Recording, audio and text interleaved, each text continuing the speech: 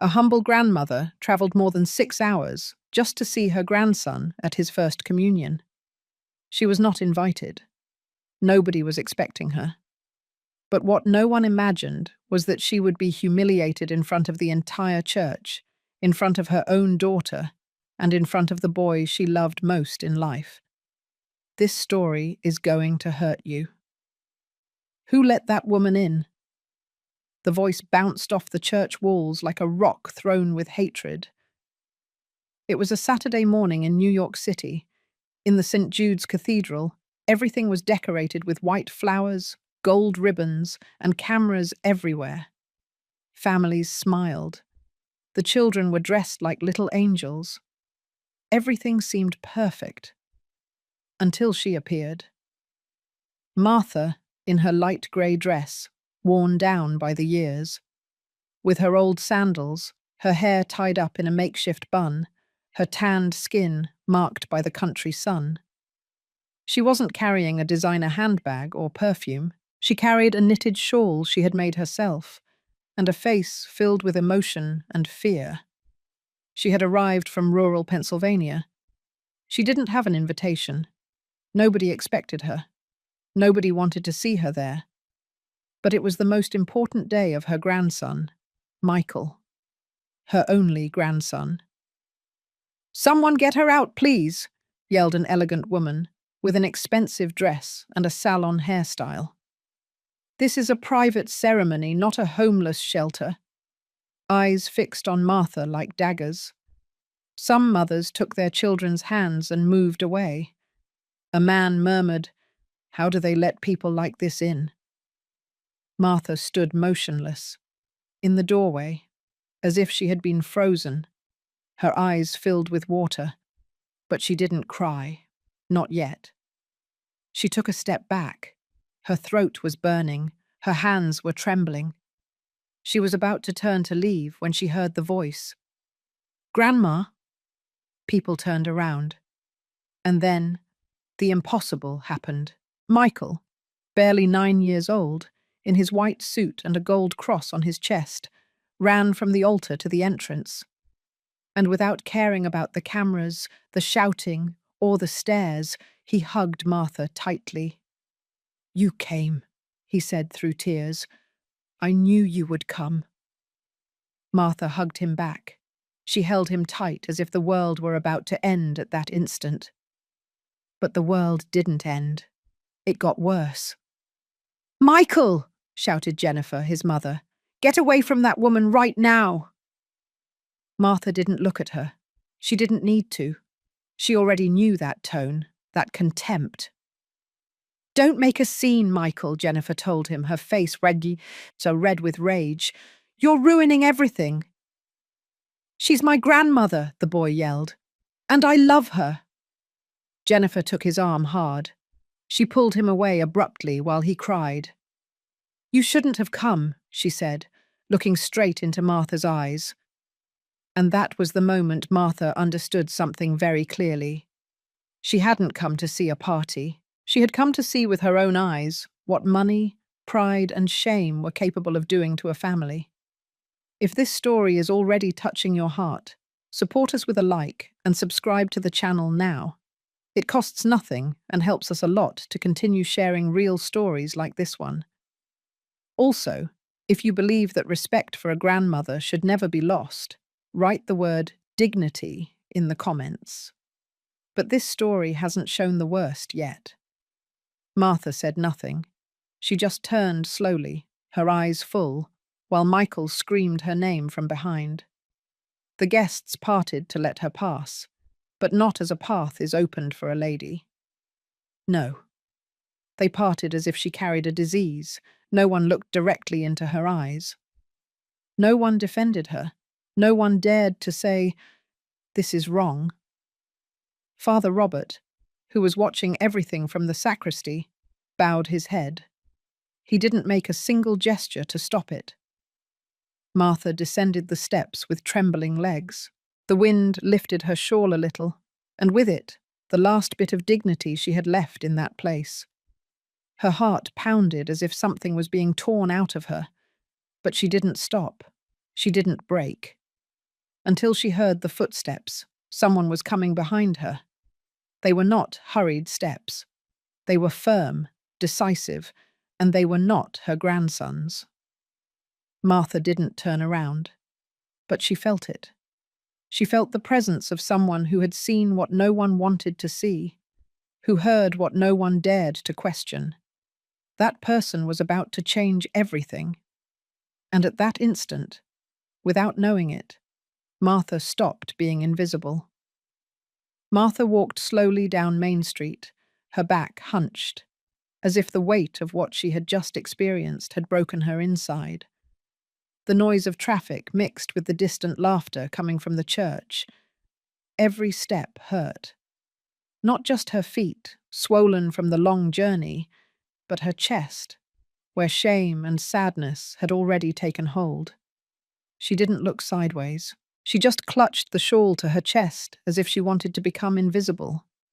She had crossed all of South Carolina to see her grandson, and all she got was a deeper wound than any sore on her body. Behind her, without her noticing, someone was following her. Not hastily, not with bad intentions, but with a kind of silent respect, like someone accompanying a person who has been defeated and doesn't know how to offer help without causing more pain. "Ma'am," said a serious, deliberate voice. "Excuse me for bothering you. Can I walk with you for a moment?" Martha stopped abruptly. She didn't turn around right away. It took her a few seconds to decide whether to keep walking or face the stranger. "I don't have anything, young man," she replied without looking. "I'm not selling anything, nor am I asking for anything. I just wanted to see my grandson." "I'm not a police officer, or a salesman, or a busybody," the man said in a firm but kind tone. "I'm just someone who saw what happened in there, and I couldn't keep quiet." She turned around. Standing in front of her was an older gentleman, perhaps the same age as her. He wore a white, long-sleeved shirt, a straw hat, and a sad but honest look. In his hands, a dark wooden cane that seemed more symbolic than necessary. "My name is Ernest. We don't know each other, but I recognize dignity when I see it. And what you went through in there was not fair." Martha didn't know what to say. She looked at him with suspicion at first, but something in his tone made her lower her guard. No one, in many years, had spoken to her like that, with respect, with humanity. "You saw?" she asked, lowering her voice. "I saw everything. And I also saw how that boy, your grandson, hugged you with a love that isn't seen often anymore." Martha felt something break inside. She closed her eyes for a second. She was about to cry, but she took a deep breath. "Forgive me for intruding, ma'am. What is your name?" "Martha. Martha Baker." Ernest nodded his head, as if the name sounded vaguely familiar, but he didn't say anything yet. "I was just leaving church," he continued. "I'm not from that elegant crowd. I was just coming to pray for my late wife. And when I saw what happened, it made me so angry I can't explain it." "They treated me like trash," Martha murmured, "as if just because I come from the country I'm worth nothing." "And yet it was worth coming," Ernest said. "That boy loves you. I saw it." Martha looked at him for a few seconds. Then she looked down. "Where are you going now?" Ernest asked. "To the bus station. The bus leaves in 1 hour. I don't have anywhere to stay here." "Then allow me to treat you to a coffee," he said. "There's a quiet coffee shop around the corner. I'm not asking you for anything, nor do I want anything in return. Just let me listen to you. If you don't want to talk, we won't talk. But don't let this city spit you out like that, without someone offering you a little comfort." She hesitated. She wasn't used to good intentions. Life had taught her years ago to distrust kind gestures. But her body needed rest, and her soul needed company. "Okay," she finally said, with a slight sigh. But just one coffee. They walked together a few yards in silence. Ernest didn't ask any more questions. He didn't try to comfort her with empty phrases. He just accompanied her, at a slow pace, with respect. They entered the corner coffee shop, a modest diner with wooden chairs and the smell of freshly brewed coffee. They sat at the table closest to the window. A young waitress approached. Ernest ordered 2 black coffees and a cinnamon roll. "How long has it been since you were in New York?" he asked, after a few minutes. "Since my husband died. Matthew," she replied, without looking up. The name made Ernest frown for an instant. "Matthew? What was his last name?" "Matthew Baker. He was a construction worker. Well, he was many things, a working man." Ernest stayed still. Something about that name awoke an old memory, a distant shadow he could barely touch. But before saying anything, he preferred to ask. "And your daughter? The boy's mother?" "Jennifer," Martha said bitterly. "The youngest of my 3 children. She used to visit me. After she got together with that Roger, everything changed. They kept me away from the boy. I don't know if it was out of shame or pure contempt." The silence between them became thick. The coffee arrived. Both drank slowly. Ernest opened his mouth, as if he was about to tell something, but closed it again. It wasn't the moment. Because something told him that the name Matthew Baker wasn't new to him, that he had heard it or read it many years ago. And if what he suspected was true, the woman across from him, that battered woman, invisible to everyone, was much more connected to his own past than he imagined. And that connection was about to come to light. The coffee had gotten cold, but neither of them had noticed. Outside, the New York sun was beginning to set with an orange hue that stained the colonial facades and illuminated the table where Martha and Ernest were still sitting. It wasn't a light conversation. It wasn't a chat between 2 strangers. It was something that was gradually transforming into something denser, something that they didn't know would connect them in a profound way. "Did you say Matthew Baker?" Ernest repeated, his voice lower now, as if chewing the name in his mouth. Martha nodded with a slow movement of her head. "My husband. He died 7 years ago. A heart attack. He was on the job site, loading steel rebar. He collapsed right there, in front of everyone." Ernest remained silent for a few seconds. He looked at her closely, like someone observing a piece that doesn't fit. But that seems to belong to a bigger puzzle. "What was he like?" he asked. "Quiet, very hard-working, a man of few words. He never talked about his childhood or his family. He said he had no one but me and our daughters." Ernest put down the cane, rested it next to the table, and leaned towards her. "Excuse the question, Mrs. Martha, but did Matthew have a scar on his neck, on the left side?" She blinked, surprised. Yes, he had one. It was like a long line. He said he got it as a child, escaping from some dogs. He always avoided talking about it." Ernest took a deep breath. He rested his hands on the table. For an instant, it seemed like he was going to get up, but he restrained himself. "I knew a Matthew Baker," he finally said, "more than 50 years ago, in an orphanage in Queens, when we were children. We were inseparable, but there was a fire in that place, and after that, they assumed he was dead." Martha stared at him, now without blinking. "Are you saying that you—" "I don't know," Ernest interrupted. "I don't want to get ahead of myself. But that name, that scar, the age, everything fits too closely." "Matthew never mentioned anything about a fire or an orphanage," Martha whispered. "Because I didn't either," he replied. For years, I convinced myself that my brother had died in that fire. And over time, I buried that part of my life. They changed my last name at the social services office. They gave me another identity. But I always remembered the name. Martha remained silent.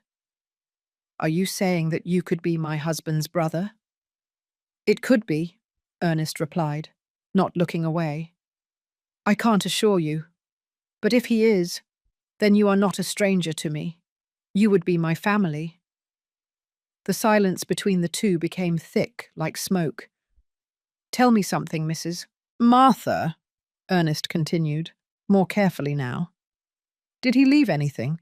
A letter? A notebook? A document where he mentions anything about his childhood? I don't know, she replied, her voice now trembling.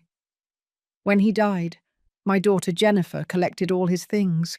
She and her husband took care of everything. I didn't have access to anything. They only left me an envelope with his watch and a St. Jude prayer card. Ernest closed his eyes for a moment. Then he opened them slowly. I have records, documents I kept for years, some from the social services, others from the time I was in Queens. If you allow me, I could review them, compare dates, names, see if a Matthew Baker appears, something that gives us certainty.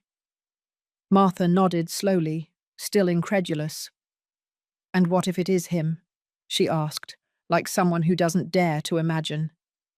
Then your grandson Michael is my blood too, Ernest replied. And you are not as alone as you think. The waitress approached to collect the empty cups. Martha looked out the window. Outside, the afternoon was beginning to disappear, and the city was covered in faint lights. She felt like the world was moving beneath her feet. What was just a visit to see her grandson a few hours ago was now transforming into something much bigger, deeper, more dangerous too. Mr. Ernest, she said suddenly, there's something I haven't told you. He looked at her attentively. I wasn't invited today. My daughter doesn't want me near her. Ever since she got together with that Roger, she has erased me from her life. She's ashamed of me, of how I dress, of how I talk, of having been born to me. That is a sin, Ernest murmured, but not yours. I sometimes think that if Matthew were alive, he wouldn't allow it. He wasn't perfect, but he would never have let me be humiliated like that. And your grandson, she paused, her voice trembled. Michael. He didn't let go of me. He hugged me with his whole body, as if protecting me from the world. And do you know what the worst part is? What? They are going to punish him for it. I know him. Roger is not going to leave him alone, and neither is Jennifer. They are changing him. They are hardening him, just like they did to my daughter. Ernest looked at her in silence. Then, in a very low voice, he said, Then we can't just sit here. What do you propose? If there are documents, if there is proof that Matthew had property, if there is a letter, we have to find it. You have a right to the truth, and that boy has a right to his grandmother, to his history. Martha nodded slowly. In her gaze there was no longer just sadness. Now there was a different spark, a spark of something she hadn't felt in years, courage. You said you have old records. Where do you keep them? In my house, in a wooden box. I haven't opened it in decades.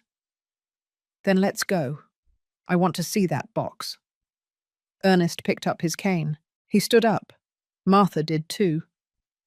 They paid the bill in silence and left the coffee shop together. Night had already fallen. The air blew with a strange calm, as if it knew that something important was about to happen. And as they walked toward Ernest's house, he remembered a photograph, one he had kept without understanding its value. A black and white image of two children hugging, one of them with a scar on his neck. It was more than either of them imagined. Ernest's house was located on a quiet street in the Brooklyn neighborhood of Williamsburg. The sidewalks were narrow, and some tree roots lifted the concrete. There was silence in the air, only interrupted by the sound of a distant radio and the occasional passage of an old car. The facade was simple, painted in a beige color already faded by the sun. Martha, walking slowly with her gaze down, entered behind him, crossing a threshold she didn't imagine would change her story. Inside, the atmosphere smelled of stored wood, of memories. Everything was tidy, though with that touch of a house lived in for many years. There were framed photos on a side table, a wall clock that barely worked, and a figure of the Virgin Mary on a shelf with a couple of consumed candles. Ernest invited her to sit in a chair with a firm back, next to the dining room table. "Give me just a minute," he said. "I've had everything stored for years, but I know exactly where it is." He walked towards a dark wooden cabinet that was in a corner of the living room. He carefully opened the bottom part and took out a rectangular box lined with navy blue fabric and secured with an elastic band. He placed it on the table delicately, as if it contained something fragile. Martha said nothing. She just watched him, serious, with a mixture of nerves and anticipation. Ernest untied the ribbon, lifted the lid, and began to calmly take out some old papers, yellowed envelopes, notebooks with damp stains, and finally a photograph. He slid it across the table, turning it towards her. "This is me," he said, pointing to the thinner boy in the image, "and the one hugging me is Matthew." Martha brought the photo closer to her eyes. It took a few seconds. Then her fingers began to tremble. "My God," she whispered. "It's him. I have no doubt. It's my husband." The boy in the image had messy hair, a wide smile, and a noticeable scar on the left side of his neck. Martha recognized it immediately. Many times she had touched it, asking about its origin. And Matthew always answered the same. "It was just playing. When I was a kid. I don't even remember it clearly." "He had that scar since I met him," she said. "He never wanted to tell me how he got it." "It was at the orphanage," Ernest explained. "They had us sleeping on metal cots. One night he fell trying to escape from some older boys who were bothering him. He cut himself on a broken rod. He screamed so much that a nun came running. I was with him, and we never separated after that day." Martha looked at the photo as if the past were speaking to her. "Matthew never told me any of that. I never knew he had lived in an orphanage."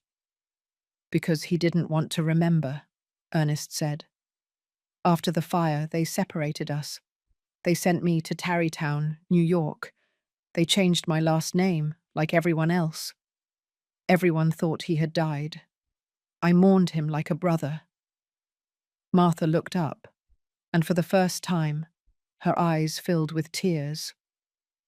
"He always said he had a debt with his childhood, that something was missing. I thought he was talking about money, about work. But now I understand." Ernest remained silent. Then he took another object from the box. It was a small notebook with worn pages. He opened it and showed her a page with large childlike letters. "Matthew and Ernest, brothers till the end." She ran her fingers over the faded ink, as if she could touch that lost past. "You were his brother, then?" "I was, and maybe I still am. But to confirm it, we need more." "He had a wooden box. He always hid it in the closet. The day he died, Jennifer and Roger took it out. They told me they were just worthless papers, that I shouldn't get involved." Ernest frowned. "He might have kept important papers there. Maybe something that links him to me or to some property." "Do you think they knew what was in there?" "I think Roger doesn't take a step without a scheme. If there was anything useful, he hid it." Martha nodded sadly. Ever since they got married, Jennifer changed. She took Michael away from me little by little. And now she has him trapped in that house, surrounded by people who treat him as if love is measured in dollars. Ernest sighed deeply. I'll help you. I have connections in the Queen's archives. We can look for anything in Matthew's name. If we find something, it will be one more proof that you have rights they are denying you. Martha looked at the photo one last time and pressed it against her chest. The only thing I care about is Michael, that he knows who his grandfather was, that they teach him dignity, not shame, and that is not taught with words. It's demonstrated with actions, Ernest said. He stood up from the table and walked toward a shelf where he had some envelopes stored. He returned with one that had no complete address, stained by time. This envelope reached me more than 10 years ago. It said for Martha, rural Pennsylvania. It had no last name or clear sender. I never knew who sent it. I thought about returning it, but I kept it. Today, I think it was meant to be here. Martha took it, and seeing the handwriting, her heart stopped for a second. It's Matthew's writing. Do you want to read it? She shook her head. Not yet. Not here. I need to breathe. Ernest nodded. I can lend you a room. It's not much, but it has a bed, blankets, and privacy. I promise. I mean no disrespect. Martha hesitated for just a second. Then she accepted with a gesture of gratitude. While he prepared the room, she looked at the photo of the two children again. And for the first time, she understood that her story with Matthew had not ended with his death. Something deeper was about to come to light, something that had been buried for decades. And while she put the photo in her purse, Ernest, from the other room, took out a document that he didn't dare show her yet. An old copy of a sales contract signed in Queens, with the full name of Matthew Beggar, dated 1 year before his death. But that truth still had to wait, because someone else also knew about that document, someone who was not willing to let it come to light. The fire started with a spark behind a warehouse in a corner of the old Brooklyn Heights shelter. No one knew exactly what caused it. Some said it was a candle placed incorrectly. Others that it was intentional. The truth is that early that morning, the flames spread through the corridors of the children's home, as if the wind had been waiting for them. Matthew slept on a metal cot next to his brother Ernest. They were 8 and 7 years old, respectively. They had been brought to the shelter after being found wandering the streets of New York, dirty, without papers, without adults to care for them. They never knew for sure who had abandoned them. They only knew that they had each other. That night, the smoke came first, silent, like a thief. Then came the screams. The children began to cough, to move, to push each other. Ernest jumped up, looking for Matthew. He saw him standing, with red eyes, barefoot, shaking off the dizziness. Matthew, we have to get out, Ernest yelled, pulling his arm. The flames were already reaching the ceiling of the main hallway. Explosions of windows, desperate footsteps, and crying could be heard. A nun was trying to kick open a stuck door. Matthew and Ernest ran down a narrow corridor. They tripped. They got up. When they reached the central courtyard, a column of fire fell from the second floor. That's when they were separated. A volunteer, covering his face with a wet cloth, pulled Ernest by the waist and dragged him out of the building. My brother is in there, he screamed, kicking. We can't go back, it's too late, the man yelled as he carried him in his arms. Ernest cried, screamed, thrashed, but they didn't let him go. From the garden, he saw part of the roof collapse. The entire shelter turned into a bonfire, and with it, according to official records, 3 children were lost. One of those names was noted, Matthew Baker. No one ever found him again. Ernest was transferred to an area near Yonkers a few days later, with a new family. They changed his last name, gave him used clothes, and taught him to say that he had no past. For a long time, he believed what they told him, that Matthew had died, that he was lucky to have survived, that he shouldn't look back. But he never stopped doing it. Every night, before sleeping, he touched the scar on his knee, a mark from that fire, and whispered to himself, "If you're alive, find me." On the other side of fate, Matthew also survived. He got out through a back window minutes before the collapse. No one saw him. No one rescued him. He walked alone, bleeding from one leg, until he fell unconscious behind a butcher shop. A man found him at dawn, put him in his truck, and took him to a farm outside rural Pennsylvania. There, a priest registered him as an unidentified child and baptized him with the name the little boy uttered through tears, Matthew. Years passed before Matthew could write his last name correctly. No one claimed his identity. No one looked for him.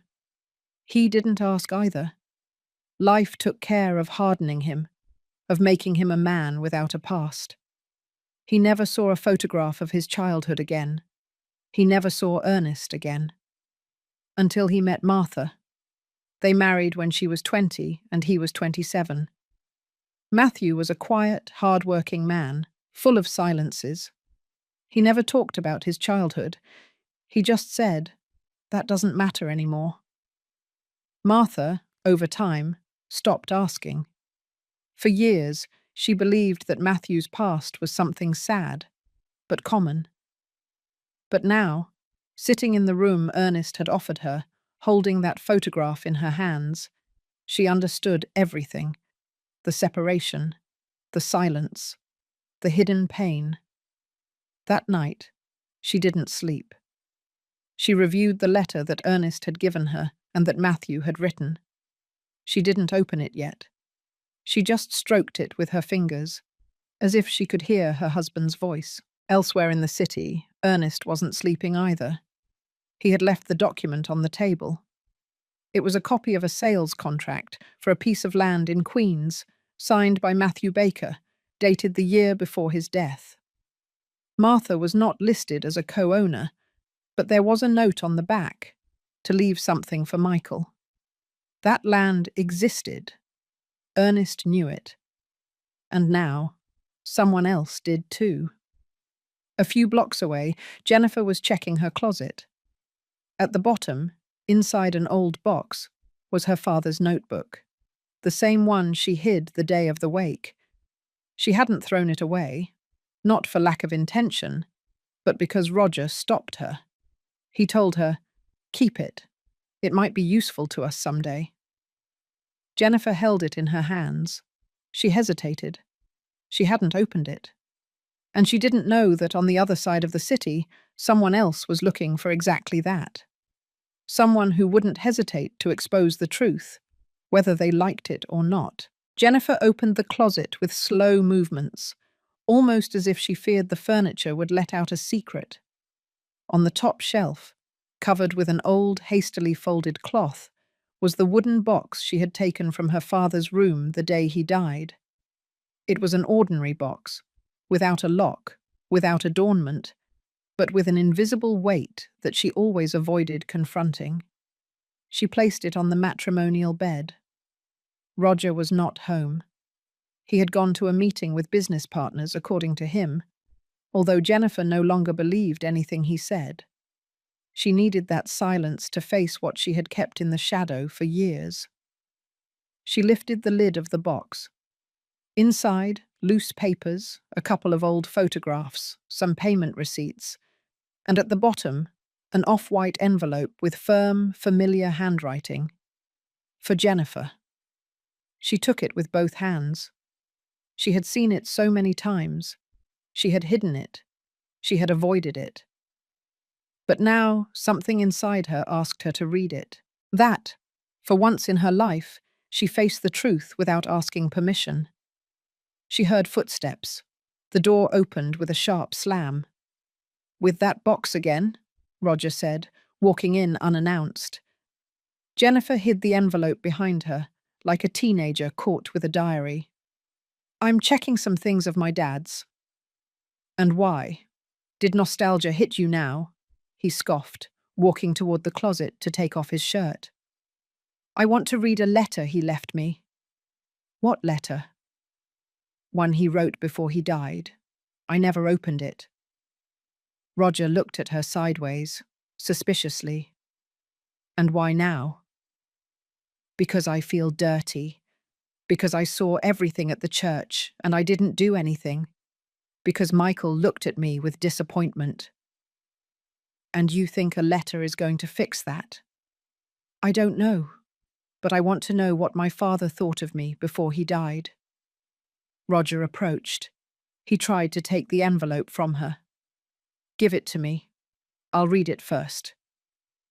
"No," Jennifer said, firm for the first time in a long time. "It's for me." "And what if it says something that could harm us? Like what? Like he had property? Like he left you something and you hid it? Like that old woman, your mother, might file a claim?" Jennifer took a step back. "Are you listening to yourself?" "I'm thinking about what's best for this family. We can't allow that woman to come and stir up the past and poison Michael with stories." "Do you think what happened at the church was her fault?" "It was a lack of respect. Those people shouldn't cross certain lines. And you, Jennifer, you were too soft. She's his grandmother. And that doesn't give her the right to embarrass us in front of everyone." The silence was sharp, like a slamming door. Jennifer turned. She walked to the other side of the room. She opened the letter with trembling hands. Roger watched her from the doorway, frowning. The first line shook her inside. "Daughter, if you are reading this, it's because I didn't have the courage to tell you in person." She continued reading in a low voice. Matthew talked about guilt, pride, mistakes. He asked her forgiveness for not having been a more open father, for not having told her everything he had carried since he was a child. He spoke of Ernest, without naming him. He said that maybe someday someone would look for him. And then came the part that paralyzed her the most. "I kept documents in the box that might one day help you understand why I did what I did. I only ask you one thing. Don't let Roger decide for you. You know what's right." Jennifer closed her eyes.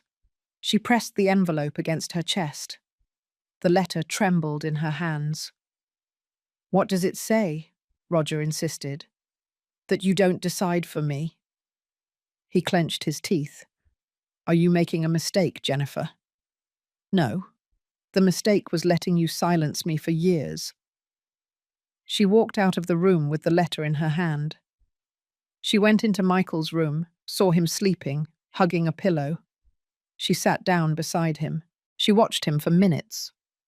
He had the calm expression of someone who doesn't know that the world around him is breaking. Then she decided that at dawn, she would do something she hadn't done in years. She was going to look for her mother. She was going to look her in the eyes. And finally, she was going to confront everything she had hidden under the pretext of maintaining appearances. Because it was no longer about her. It was about her son. And the legacy that had been stolen from him without his knowledge.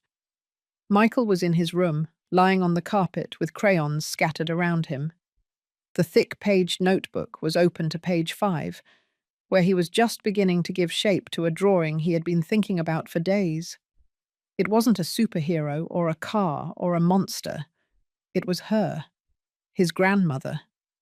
He had drawn her in her flowered shawl, sitting on a bench like the one in the church courtyard. Her hands were wrinkled, her eyes a little crooked. But for Michael, it was the clearest image he could hold in his memory. At the bottom, he wrote in large letters, "I love you, Grandma." It took him several minutes to choose the background color. Sky blue, because that's how he remembered that day. The sky was very clear, and her smile, even though it was behind sad eyes. He finished and just looked at it. Then he took out the pages, folded them carefully, stored them at the bottom of his school backpack, and hid it behind his desk. He knew he shouldn't do it, but he also knew that if someone found it, especially his mother or Roger, they would destroy it. As if thinking about them summoned him, the door opened without knocking. "What are you doing?" Jennifer asked in a tired voice. "Nothing, I'm drawing." "Can I see?" Michael hesitated. "It's just a drawing." She walked in slowly. She looked at the crayons, the notebook, and managed to see a sheet sticking out of the side pocket of the backpack. "What is that?" "Nothing, Mum." Jennifer reached out and took it. She unfolded the drawing and was silent. Michael stood up suddenly. "Don't tear it up. It's for Grandma." Jennifer's face changed. "You drew that woman? After what she did?" "She didn't do anything," Michael yelled. "You threw her out. You yelled in front of everyone. She protected me from shame. She wasn't supposed to be there. She is my grandmother, and I love her." Jennifer stood still. She took a deep breath. She closed her eyes, and without saying anything more, she tore the drawing in half. Michael didn't cry. He didn't say anything. He sat on the floor and lowered his head. His fury was so great that he couldn't even move. The injustice was like a rock in his chest. Jennifer left the room with the pieces of paper in her hand. She slammed the door shut. In the silence that remained, Michael hugged his knees. His stomach hurt. His ears were burning. He didn't understand why the love he felt for his grandmother was a bad thing. He didn't understand why he had to be quiet. At that moment, something inside him broke, and something else was born. A seed of distance, of distrust, of pain that he didn't know how to explain. The next day at school, his teacher, Ms. Laura, noticed that something wasn't right. "Michael, is something wrong? You're very quiet." "It's nothing." "Do you want to talk about it?" Michael shook his head. He had no words. He just pressed his lips together and looked down. Laura didn't insist. But when she checked his backpack to get his homework notebook, she found a crumpled piece of paper. A fragment with the word Grandma written in pencil and a line of sky blue crayon. She folded it carefully and returned it without asking any more questions. At home, Jennifer didn't mention the drawing. She locked herself in the bedroom with the letter she had read again in the early morning. Her father's words echoed like bells. "Don't let Roger decide for you." But her son's voice echoed even louder. That night, Roger arrived late. He smelled of alcohol. He didn't greet her. He just slumped into the armchair in front of the television. Jennifer looked at him from the hallway, and for the first time in a long time, she didn't feel fear. She felt disgust. She walked to the kitchen. She opened a drawer and took out an envelope. She put the pieces of the torn drawing inside. Then, she wrote on the back, "Michael deserves to know the truth." She hid it among the books no one touched. She didn't know how or when or where, but she swore that drawing would not be forgotten. Because sometimes the broken pieces are the ones that rebuild a story. And someone was already collecting them, without Jennifer knowing it. That morning, Ernest's house smelled of cinnamon rolls and fresh coffee. Martha had woken up early, as usual, although she hadn't slept well. Her thoughts wouldn't leave her alone. She had dreamed of Matthew, but it wasn't a pleasant dream. He looked at her from afar, with a sad face, as if trying to tell her something without being able to speak. She got up in silence, washed her face at the bathroom sink, and seeing her reflection in the mirror, she barely recognized herself. She felt that the years had all fallen on her at once since that day at the church. But there was something inside her that didn't break, her will. Ernest was in the kitchen, already dressed, glancing at some papers on the table. "Good morning, Mrs. Martha," he said without looking up. "There are cinnamon rolls. They're not from a bakery, but they taste good." "Thank you, Mr. Ernest. I'm not very hungry, but I would like some coffee." He poured her a cup. "Were you able to sleep?" "A few hours, but I dreamed of Matthew." He looked at me as if he wanted to tell me something. Maybe he does want to. Martha looked up. "What do you mean?" Ernest put the papers aside. "Look, this morning I was thinking. You told me that your husband always kept a box, and that the last time you saw it was when Jennifer took it out of his room." "That's right. They didn't even let me open it." "And in the house you shared, did Matthew have a place where he hid things? A private corner, a shrine, something that only he touched?" Martha thought for a few seconds. Then her eyes opened a little wider. "He had a shelf. In the hallway. It had a St. Jude statue. He never let me move it. He always said he was his guardian." "Is that shelf still in the house?" "I don't know. I haven't been inside since the day they kicked me out." "Maybe there's something there. Something Matthew left for you and not for his daughter. Will you allow me to go with you?" Martha hesitated. Going back to that house caused her a mixture of fear, nostalgia, and rage, but she also needed answers. "Yes, but I want to go in the afternoon, when Jennifer isn't there. We'll go together. I'll drive." That same day, shortly before 4:55 p.m., they took a taxi to the neighborhood where Martha lived before being displaced. The sky was cloudy, and a slight breeze moistened the air. Upon reaching the street, her heart pounded loudly. The facade of the house was the same. A little more neglected, perhaps, but the same. Martha got out of the car with a firm step. She rang the doorbell. No one answered. She looked at Ernest, whose gaze was already fixed on the slightly open door. "Are you sure?" "Yes. This house was mine too." She carefully pushed the door. It yielded. They entered in silence.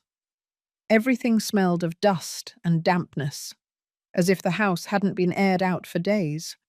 Some furniture was covered with sheets. In the hallway, the shelf was still there. The statue of St. Jude was intact, though tilted. Martha approached. "Matthew always touched this statue before leaving for work," she whispered. "He said it protected him." Ernest looked behind the statue. Then he noticed something strange. "There's a slot in the back of the shelf. Look." Martha carefully put her fingers in. She pulled out an old envelope, folded in 4. She trembled as she opened it. Inside was a handwritten letter, in Matthew's firm hand. She began to read it in a low voice, her lips trembling with every word. "Martha, if you happen to find this letter, it's because something went wrong. I don't trust Roger. I don't know what Jennifer is plotting. I'm afraid they might hide important things. If something happens to me, look for Ernest." "Yes, Ernest, my brother. He will know what to do. Keep this letter, and don't let yourself be stepped on. You are worth more than all the gold in the world." Martha felt her legs weaken. She leaned against the wall. He knew. Did he know they would betray him? "It looks like it," Ernest replied. "And that's why he left this message. He no longer trusted them." At that moment, a noise brought them out of their trance. The door slammed open. "What are you doing here?" Jennifer shouted from the entrance. Martha turned around with the letter in her hand.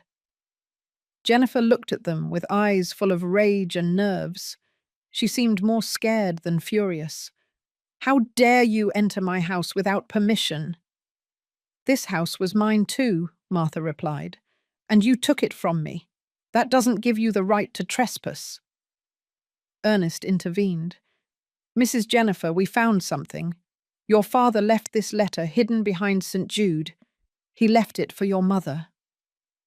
Jennifer was speechless. She looked at the letter as if it were a weapon. Give it back, she ordered. No, Martha replied in a firm voice. This letter is mine, and you are going to listen to what it says, whether you want to or not. The tension in the air was so thick it could be cut with a knife. Jennifer took a step back. She looked down. For an instant, she seemed to surrender. But then her cell phone rang. She answered it without looking at the people present. Hello? Yes, I'm already here. What do you mean they broke in? What did they check? No, they didn't find anything. Don't worry. I'll take care of it. She hung up. And when she looked up again, her expression had completely changed. You don't know what you're getting yourselves into, she said coldly. What are you hiding, Jennifer? More than you imagine, she replied. And at that moment, Martha knew that her daughter was not just an accomplice. She was part of something bigger, something Matthew had tried to protect. But he didn't manage to do it in life. Now that truth was beginning to come to light, and neither Jennifer nor Roger could stop it. Father Michael lived in a small house behind the St. Rose of Lima Parish, in an old neighborhood of New York. Despite his age, he maintained his lucidity and firm voice, although his hands trembled slightly when he poured the coffee. He was a reserved man, one of those who listen more than they speak, and that is why Matthew respected him so much in life. Ernest had made the call that morning. He explained, without going into too much detail, that Martha, Matthew's widow, wanted to talk to him about something important. The priest accepted without asking questions. When they arrived, he greeted them with a slight smile and a gesture of welcome. Mrs. Martha, it's a pleasure. Your husband spoke of you with admiration. He always said you had a stronger heart than him. Thank you, Father. I don't know if that was true, but I loved him with all my soul. They sat at the dining room table. On the white tablecloth was a notebook, a rosary with green beads, and a small metal box with religious prayer cards. Ernest observed the place carefully. There was a wooden crucifix on the wall and a framed photo of Pope John Paul II. Father, there is something we believe Matthew left with you, Ernest began. A letter or some document. He trusted it would be safe here. The priest nodded calmly. When Matthew passed away, he asked me to keep something. It was a sealed envelope. He gave it to me a few days before his death, during a confession. He said that if something happened to him, I should give it to his wife or to a man named Ernest, which turns out to be you. Martha and Ernest exchanged glances. Do you still have it? She asked urgently. Yes, I never opened it. It's in the same place where I stored it. He got up carefully and went to a wooden cabinet that seemed older than the house itself. He took a small box from the second drawer. From it, he pulled out an envelope sealed with yellow tape. It had Martha's full name written in handwriting, Martha Baker, on the front. She took it with trembling hands. For a moment, she didn't dare to open it. Ernest placed a hand on her shoulder. We are here with you. Martha carefully broke the seal. She pulled out a sheet written on both sides. It was Matthew's handwriting, without a doubt. She began to read in a low voice, pausing at some words. Martha, if you are reading this, it's because I am no longer with you, and I deeply regret it. Not for me, but for what they are going to do to you next. I suspect Roger has falsified documents. I overheard conversations. I saw movements. And I was afraid. Not for myself, but for what that could mean for you and for Michael. Martha's eyes filled with tears. Ernest looked at her in silence, as if every sentence was a confirmation of something he already suspected. I stored a part of my papers with a lawyer who helped me when I bought the land in Queens. His name is Robert Cisneros.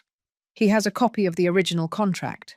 The other one I left hidden at home, behind St. Jude. You know where. Martha swallowed. If this letter reaches you, go with Ernest. Don't trust anyone else, not even Jennifer. She's not bad, but she's blinded by that man, and I painfully allowed it. Upon reaching the end of the page, Martha noticed that words were missing. The last paragraph was incomplete. It ended abruptly, as if it had been torn off. If something were to suddenly happen to me, I want you to know that the most important thing I have is not the house, nor the land. The most valuable thing I leave in this world is... And there it cut off. There was no more. A page is missing, Ernest said. This is not complete. Are you sure you received it like this? He asked the priest. Completely, I never opened it. I kept it just as Matthew gave it to me. Martha felt a chill run down her spine. That missing sheet could contain something decisive, something Matthew wanted to make clear, and that someone, perhaps, didn't want to be known. Who else could have had access to it before you? Ernest asked. No one, just Matthew. He came one afternoon, gave it to me. We prayed together, and he left. And do you know if that lawyer, Robert Cisneros, is still alive? I haven't seen him in years, but he used to have his office downtown. You could ask. Ernest wrote down the name. Martha put the letter inside her purse, as if carrying a fragile treasure. Thank you, Father, for keeping this, for respecting his word. Matthew was a wounded but honest man. He left many unresolved matters, and I believe you two are the only ones who can bring justice. Leaving the parish house, the air was colder. The sky was cloudy. Ernest walked with a firm step, but Martha paused every so often, as if still digesting what she had read. Ernest, if that sheet was indeed torn off, someone knew this letter existed, and someone wanted to erase the most important thing. And if that's the case, it's no longer just about papers, he replied. This is about protecting Matthew's memory and Michael's future. We have to find that lawyer. Today, we will do it. And if he confirms what Matthew wrote, then we will face Roger with evidence. Martha pressed the purse against her chest. Inside, she not only carried an incomplete letter, she carried the last words of a man who died without being able to defend his family. And unknowingly, someone else was already pulling strings to prevent them from getting to the bottom of everything. Because that missing sheet had not been lost by accident. Someone had it, and they were using it. The office of attorney Robert Cisneros was located on the second floor of an old building in downtown New York, just above a fabric store that smelled of dampness and mothballs. Despite the passage of time, the office maintained an air of respect. The furniture was solid wood, dark, with a smell of wax. On the desk, perfectly organized, rested a pen holder, a calculator with large buttons, and a metal cross nailed to a marble base. Ernest and Martha arrived shortly before noon, after asking in several downtown shops until they found the correct address. They knocked cautiously. They were received by a thin woman with her hair pulled back, thick glasses, and a friendly face. How can I help you? We are here to see Attorney Cisneros. It's about an inheritance matter, Ernest explained. He was Matthew Baker's lawyer. The woman looked at them with surprise. Matthew Baker? I haven't heard that name in years. One moment. Let me see if the attorney can receive you. She disappeared behind a curtain of wooden beads. A couple of minutes later, she returned and signaled them to enter. The office was dimly lit by the natural light coming through the window. Behind the desk, a grey-haired man with a weathered face and a sharp gaze awaited them with his hands clasped. Good day, What can I do for you? Martha was direct. I am Martha Baker, Matthew Baker's widow. He mentioned that you helped him with a property transaction in Queens. The lawyer nodded slowly. Yes, I remember. It was an unusual case. He came alone, with very well-organized documents. He was not a man of many words, but he was very clear about what he wanted. What exactly did he want? Ernest asked. To safeguard a piece of land he bought with great effort. He told me he distrusted his son-in-law, that he feared he would cheat him or falsify documents if something happened to him. That's why he asked me to keep a copy of the original contract. And he also told me something I never forgot. The lawyer opened a desk drawer, took out a blue folder, and placed it on the table. He said, if my wife, or a man named Ernest, ever comes, this document should be theirs. Martha put a hand to her chest. Robert opened the folder and took out a yellowish sheet with signatures in blue ink and a perfectly visible notary seal. This is the original sales contract for the land located in the Long Island City neighborhood in Queens, in the name of Matthew Baker.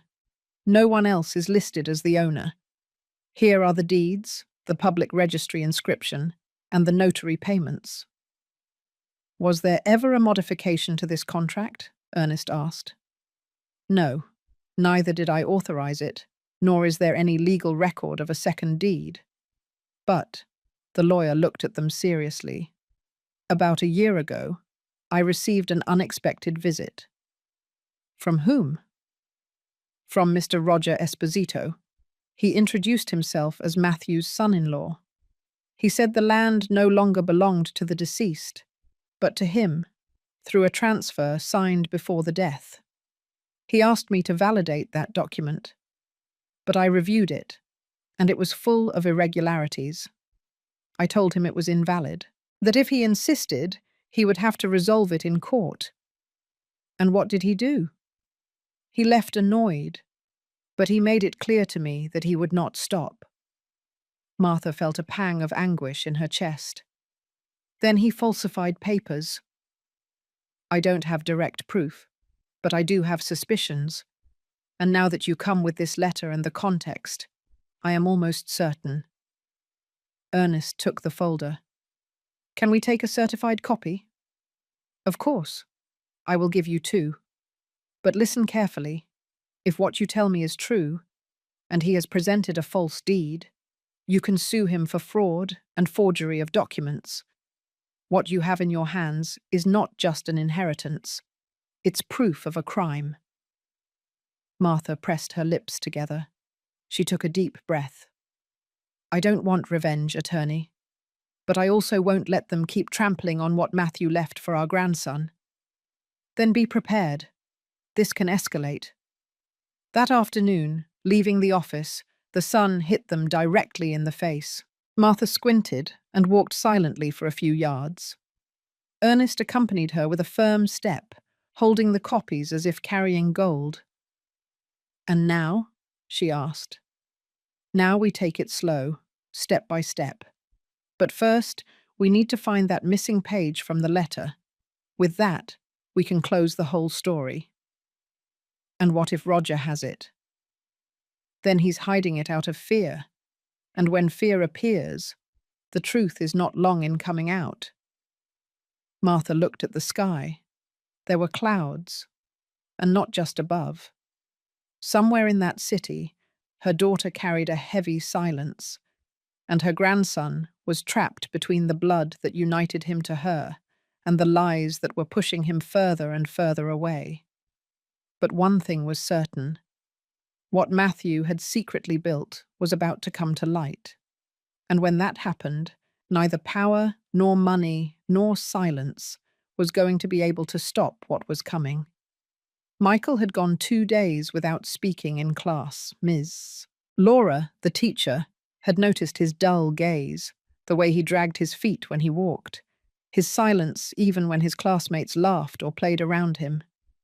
He was not the same boy who, weeks before, enthusiastically raised his hand to read aloud or proudly show his drawings. Since his mother tore up the drawing of his grandmother, something inside him had gone out. That afternoon, arriving home, he went straight to his room. He closed the door and didn't come out, not even to eat. Jennifer called a couple of times without response. She thought he was angry, that he would get over it. But at nightfall, when she finally went in to see him, she found him trembling, his face red and his lips dry. "Michael," she approached, touched his forehead. "You're burning up." The boy barely opened his eyes. He mumbled something unintelligible and closed them again. Jennifer panicked. "Roger!" she screamed by inertia, even though he no longer lived there. "Michael is sick. Very sick." She ran to her cell phone. She called emergency services.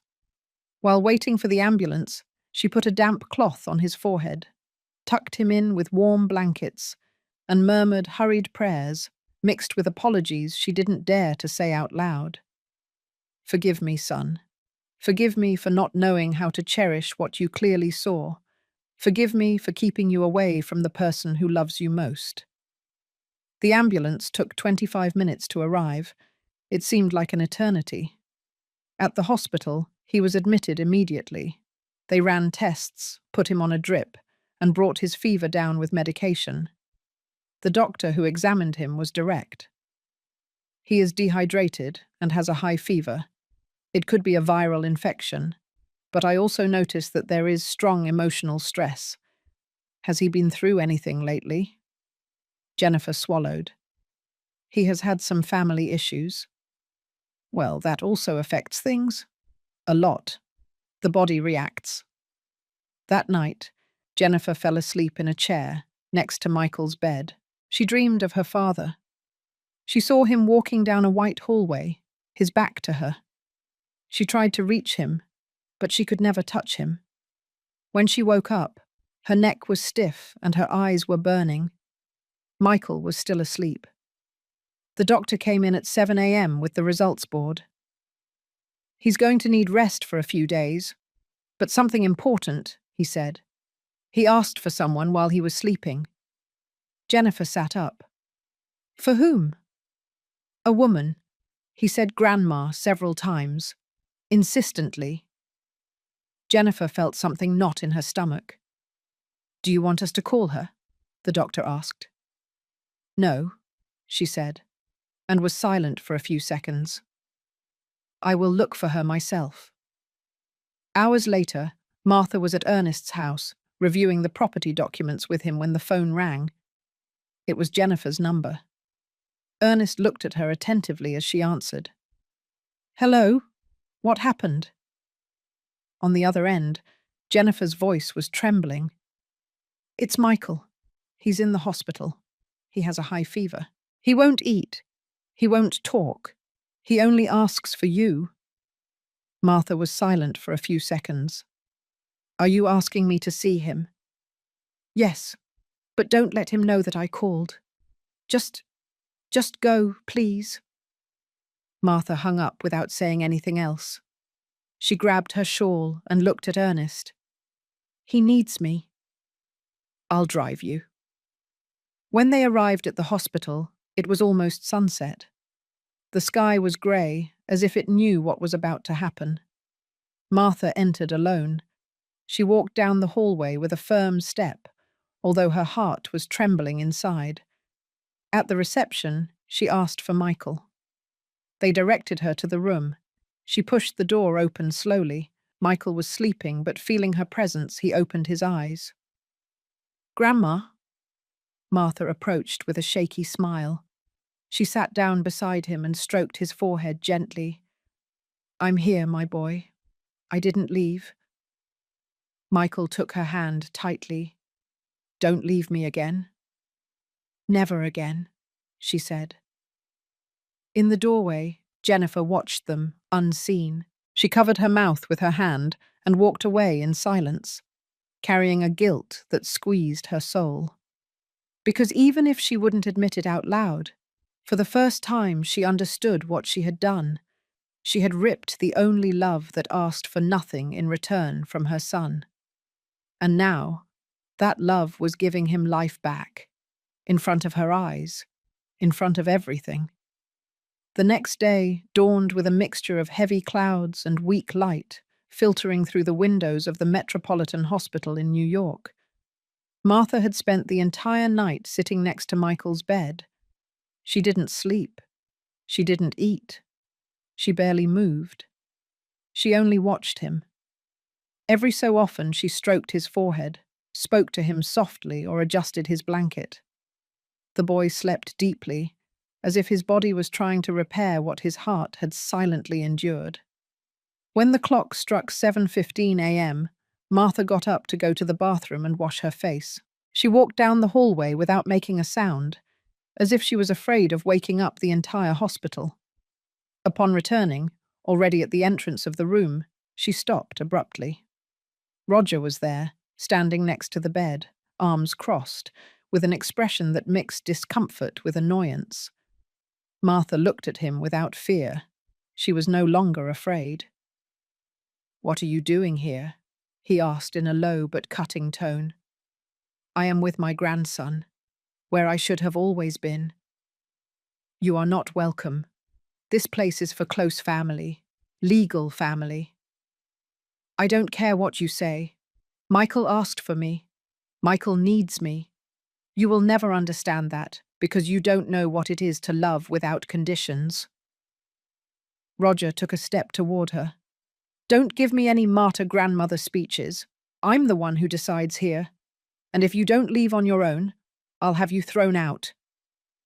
Martha clutched the shawl to her chest, trembling, but not from fear, but from contained rage. "You've taken off your mask, haven't you? You're not even pretending in front of the boy anymore. It bothers you that I exist because you can't control what I represent to him. I'm not going to argue with you. I'll give you 5 minutes." At that moment, a nurse appeared in the hallway. It was Lisa, a young woman with dark hair and a friendly face, who already knew Michael from previous shifts. She stopped when she saw the tension. "Is everything all right?" she asked. Martha barely shook her head. "He wants me to leave." "Are you Michael's grandmother?" Lisa said, looking at her with compassion. "Yes, and I'm not leaving." Lisa looked at Roger, unafraid. "Then you're not leaving. The boy has improved since she arrived. If anyone doesn't have a reason to be here, it's not her." Roger approached the nurse with a forced smile. "Look, miss, I am this boy's father. Legally, I have the right to decide who enters and who doesn't." "And his mother? Where is his mother?" "She's at home, resting." "Well, I'm letting you know that unless she comes and gives that order, the lady stays. And if you want to make a scene, take it up with the administration. But don't yell at anyone here. This is a hospital." Roger clenched his jaw, but said no more. He turned around and left the room, slamming the door with contained violence. Martha sat down next to the bed again. Lisa approached and put a hand on her shoulder. "Don't let anyone make you leave. The boy needs you. It's not a matter of medicine. It's a matter of the soul." "Thank you, dear. God bless you." Lisa left without saying more. Martha returned to holding her grandson's hand. She spoke to him in a low voice, telling him stories about the countryside, about when Matthew planted corn and came back with boots full of dirt. Michael didn't say anything, but his eyelids moved gently. An hour later, Martha went out to get a coffee from the machine in the hallway. When she returned, she found a folded sheet of paper on the chair. She opened it. It was handwritten, in large, hurried letters. "Heads up. He is planning to take the boy out of the hospital without the mother's permission. Tonight. Lisa." Martha felt her stomach knot. She ran down the hallway until she found the nurse. "Is this true?" "Some colleagues told me. He spoke with a security orderly. He said he was going to transfer the boy to a private clinic, but without the mother's authorization. They are waiting for the early morning. Why would he do that? Because he knows you can get in here. You can't there. Martha put her hands to her mouth. I can't allow it. You are not alone. I'm on duty tonight. And if you trust me, I can help you. How? Lisa lowered her voice. Wait. When night comes, I'll sneak you in without them noticing. And if they try to move the boy, you will be there. Martha nodded. Her heart was racing, but there was a new certainty in her soul. Roger not only wanted to separate her from her grandson, now he was willing to take him somewhere else, to another hospital, where no one could interfere. Not his mother, not her. But this time, he wasn't going to succeed. Because that night, within those walls, someone was willing to do whatever it took to defend her family, even if it meant facing the darkness head-on. The hospital clock marked 11:15 p.m. In the hallways, the fluorescent lights hummed in silence, and the echo of footsteps had died down. Most of the rooms were in semi-darkness. Patients slept. The staff walked at a slower pace. Everything seemed calm, except for Martha. Sitting on a bench in the hallway, with the shawl crossed firmly over her chest, she watched the clock with contained anxiety. Lisa hadn't shown any signs for 2 hours. She had only left her a brief instruction. Wait for me here. When the shift changes, I'll bring you in. Beside her, a security guard yawned in front of the door to the restricted area. Another was drinking coffee by the elevator entrance. Everything seemed against her. But Martha was not going to give up. Not now. At 11:27 p.m., Lisa appeared from the laundry area with an extra scrub top folded in her arms and a clipboard in her hand. Without a word, she signaled with her head. Martha immediately stood up. The nurse led her through a side door, unseen by the guards. They went up a service staircase to the 3rd floor. There, Lisa gave her the top. Put it over your dress. If anyone asks, say you're on the night shift for patient companionship. Don't give any more details. Martha obeyed without asking. Once ready, they walked down a long corridor, without talking, until they reached the room where Michael was sleeping. Lisa opened the door with her card. No one saw them. The room was in semi-darkness, illuminated only by the IV monitor and the faint light from the hallway lamp that filtered under the door. Michael slept peacefully, his breathing steady, his face less pale. Martha approached slowly. She sat in the chair next to his bed and stroked his hand. Lisa left them alone. Minutes passed. Martha just watched him. Sometimes she spoke to him very softly, with phrases like, "I'm here, my boy. You are not going anywhere without me." At midnight, the silence was interrupted by a muffled conversation on the other side of the hallway. Martha tensed. She recognized one of the voices. It was Roger. "Are you sure the old woman hasn't come back in?" "Absolutely sure, Mr. Esposito. I've been at the entrance since 6. She hasn't passed." "Good. We're taking him out this morning. The private ambulance arrives at 3. The transfer is already authorized. I just need you to help me avoid any interference." "Understood." Martha felt a knot in her throat. She looked at Michael. She kissed his forehead. At 1:30 a.m., Lisa returned with a coffee. "It's going to be early this morning, at 3. I already heard him. What can we do?" "We're going to move him before they arrive. Not far. Just to another room. If they ask, we'll say he developed complications and was urgently transferred by the on-call doctor's order. I'll make sure they don't find him." "And if they find out it was me?" Lisa looked her in the eyes. "I don't care. I've kept quiet too much in life. This time, if they fire me, I'll leave knowing I did the right thing." Martha didn't reply. She just squeezed the young nurse's hand.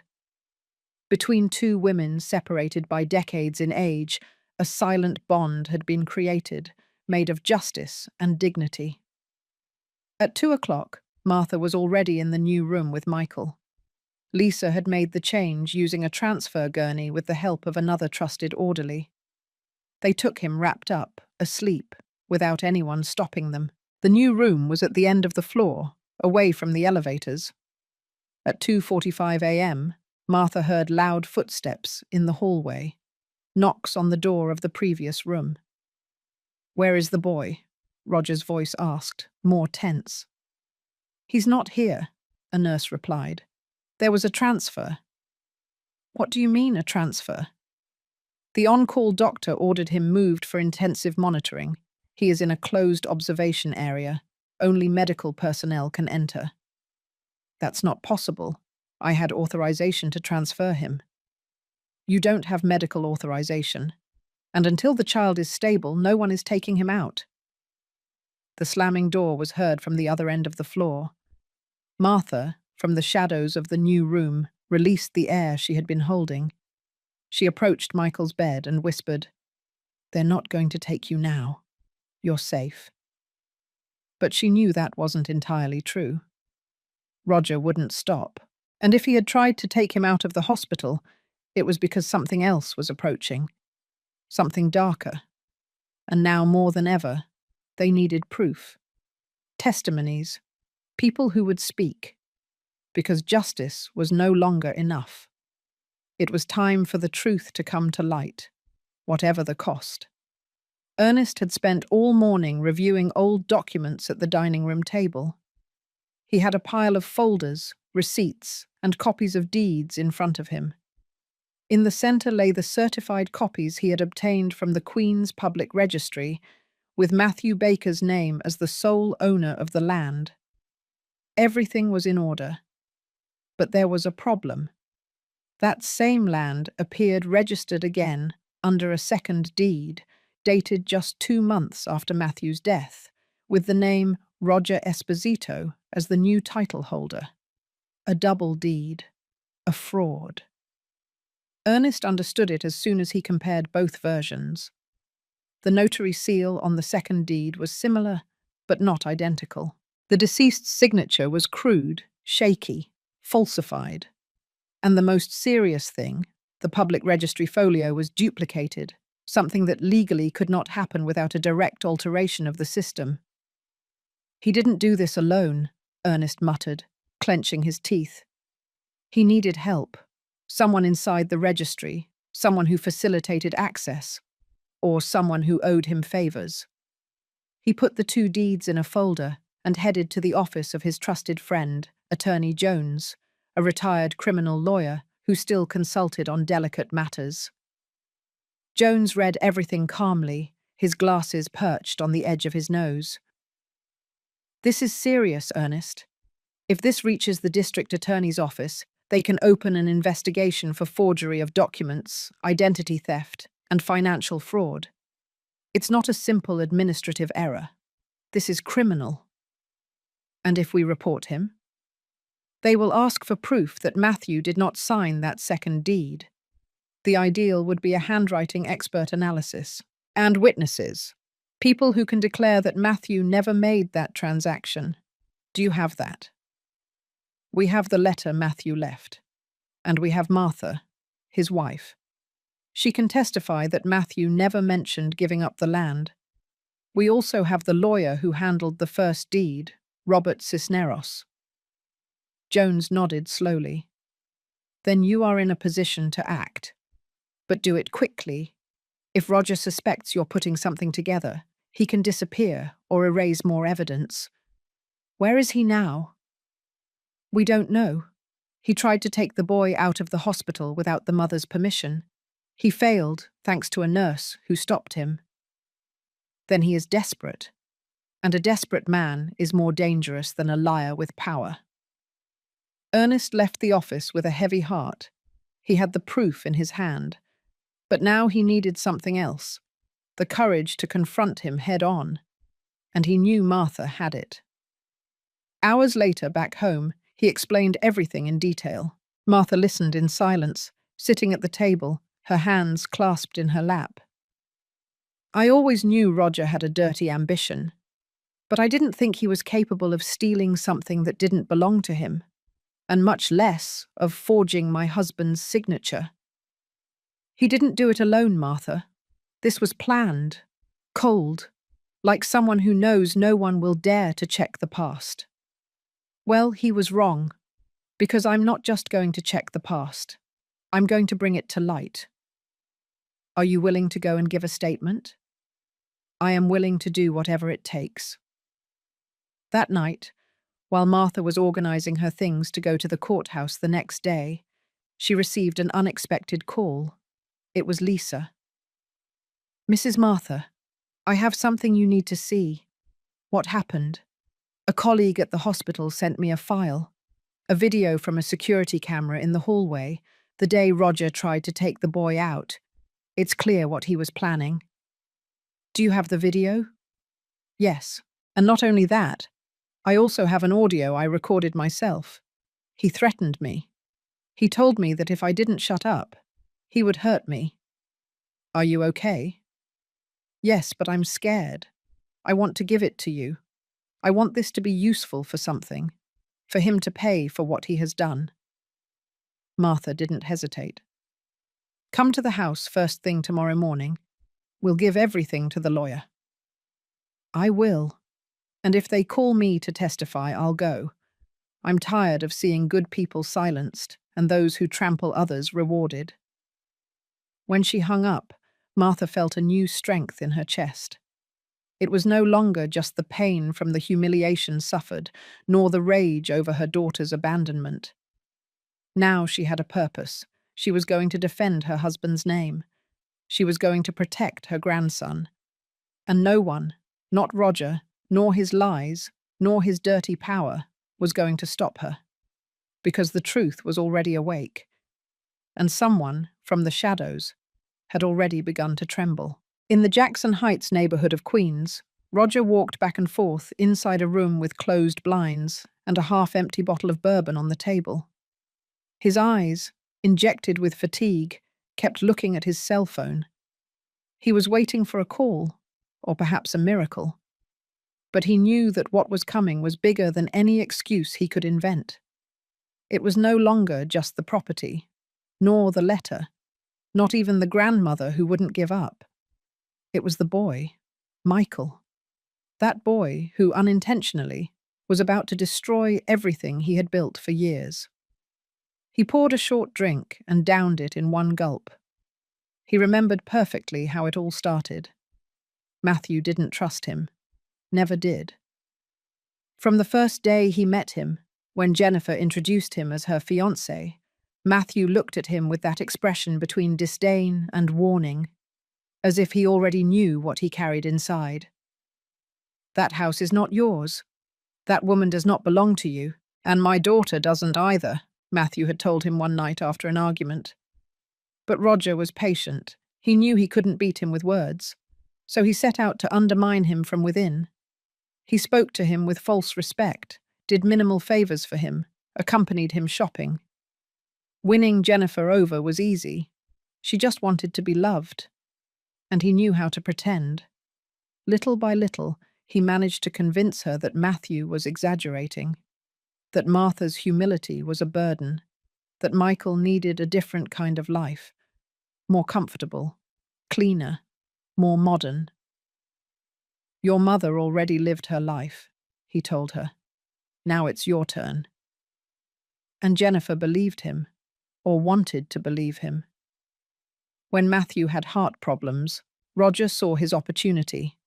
He accompanied him to a notary on a false appointment, where he had him sign supporting documents that were actually the basis of a supposed property transfer.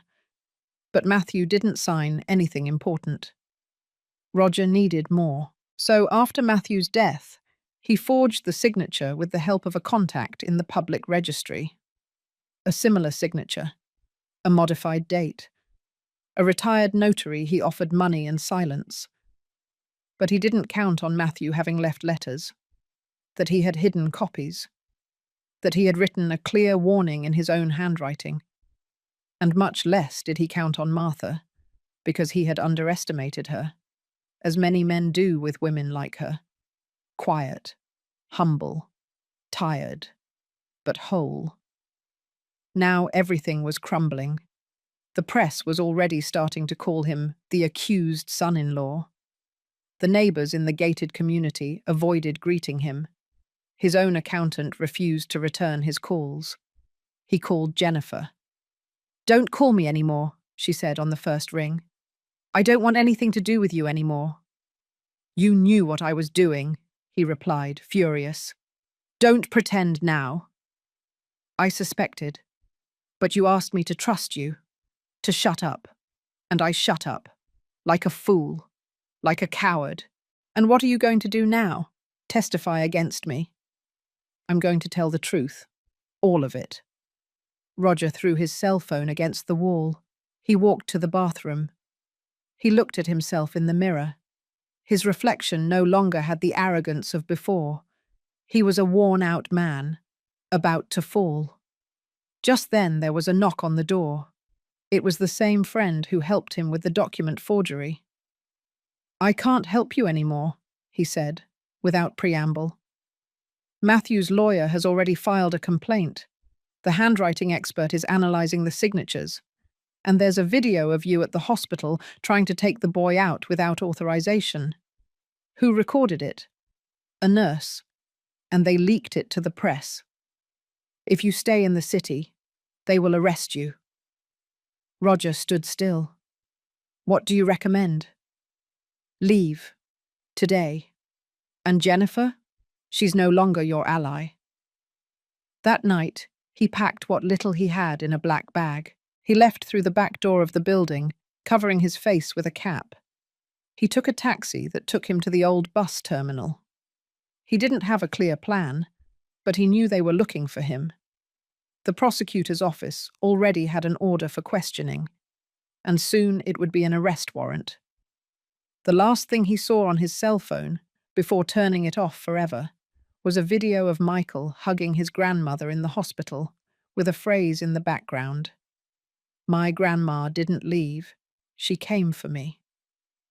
What Roger didn't know was that at that very moment, someone else had just handed a folder with all the evidence to an on-duty prosecutor, and a court order was already on its way, with a full name and a past that was finally catching up to the culprit. The morning had started with a strange calm at Ernest's house. Martha quietly made coffee, while Michael drew at the dining room table, concentrated, without saying a word. Since his recovery at the hospital, the boy had remained quieter than before. But it was no longer sadness. It was something more mature, deeper. As if inside he knew that the adult world had changed forever. Ernest came in from the living room with a folder under his arm. "They just confirmed that the video is already in the prosecutor's hands. They reviewed it last night." Martha put down the coffee pot and looked at him attentively. "And what did they say?" "That it's conclusive. Roger is seen negotiating with a hospital guard. You can hear him mentioning that he wants to take the boy out without the mother signing anything. And in addition, there's Lisa's recording. That sinks him." "Is she going to testify?" "Yes. She told me on the phone. She's scared, but determined. We agreed to meet her at noon today to prepare her testimony with the lawyer." Martha nodded. Her eyes were wet, but she wasn't crying. They were tears, contained for years, now turned into serene rage. "Matthew would be proud of her," he said. "Of Lisa, and of you, and of Michael." Ernest sat down next to the boy. He gently ruffled his hair. "What are you drawing, champ?" Michael lifted the sheet. It was a portrait of his grandmother with a cape, like a superhero, holding his hand. "Her." Martha hugged him in silence. At 12:15 p.m., Lisa arrived promptly. dressed in simple clothes and a backpack slung over her shoulder. She walked in with firm steps, although her hands trembled slightly. "Did you bring the video?" Ernest asked. She nodded. She took out a USB drive and a small notebook. "Here it is. And here, the transcription of what he told me when he threatened me. I didn't record all of it, but I wrote down every word as soon as I left his office. My stomach still burns when I remember it." "You are not alone," Martha told her, "and no one is going to touch you while I'm alive." Ernest read the document calmly. Then he connected the USB to his computer. The black and white image of the hospital hallway appeared on the screen. Roger was seen talking to a security guard. There was no sound, but the gestures, the movements, and the way Roger handed over an envelope were clear. Then, another fragment, the audio recorded by Lisa with her cell phone, hidden in her scrubs. "If you say anything, I assure you that you will regret it. That old woman has no business being here. That child cannot grow up with trash." "He said that," Lisa clarified, her eyes full of rage. "He spoke to me like that, as if I were his servant, as if the hospital were his property." Ernest closed the computer carefully. "This is enough to move forward with the criminal complaint." "And what happens now?" Martha asked. "Tomorrow morning we will go to give a statement, you, Lisa, and I. The prosecutor is already aware. Roger has an order for questioning. If he doesn't turn himself in, he will officially become a wanted person. He can't run forever." Lisa took a deep breath. Then she lowered her voice. "I'm not doing this for revenge. I'm doing it because Michael deserves to grow up knowing the truth, and because his grandfather doesn't deserve to be erased like that." Martha approached her. She hugged her tightly. "Thank you, dear, for not being quiet, for not being afraid." Ernest observed the scene with moist eyes. Then he looked out the window. The sky was cloudy, but it wasn't threatening rain. It was a thick grey, as if something was brewing up there. Suddenly, his cell phone vibrated.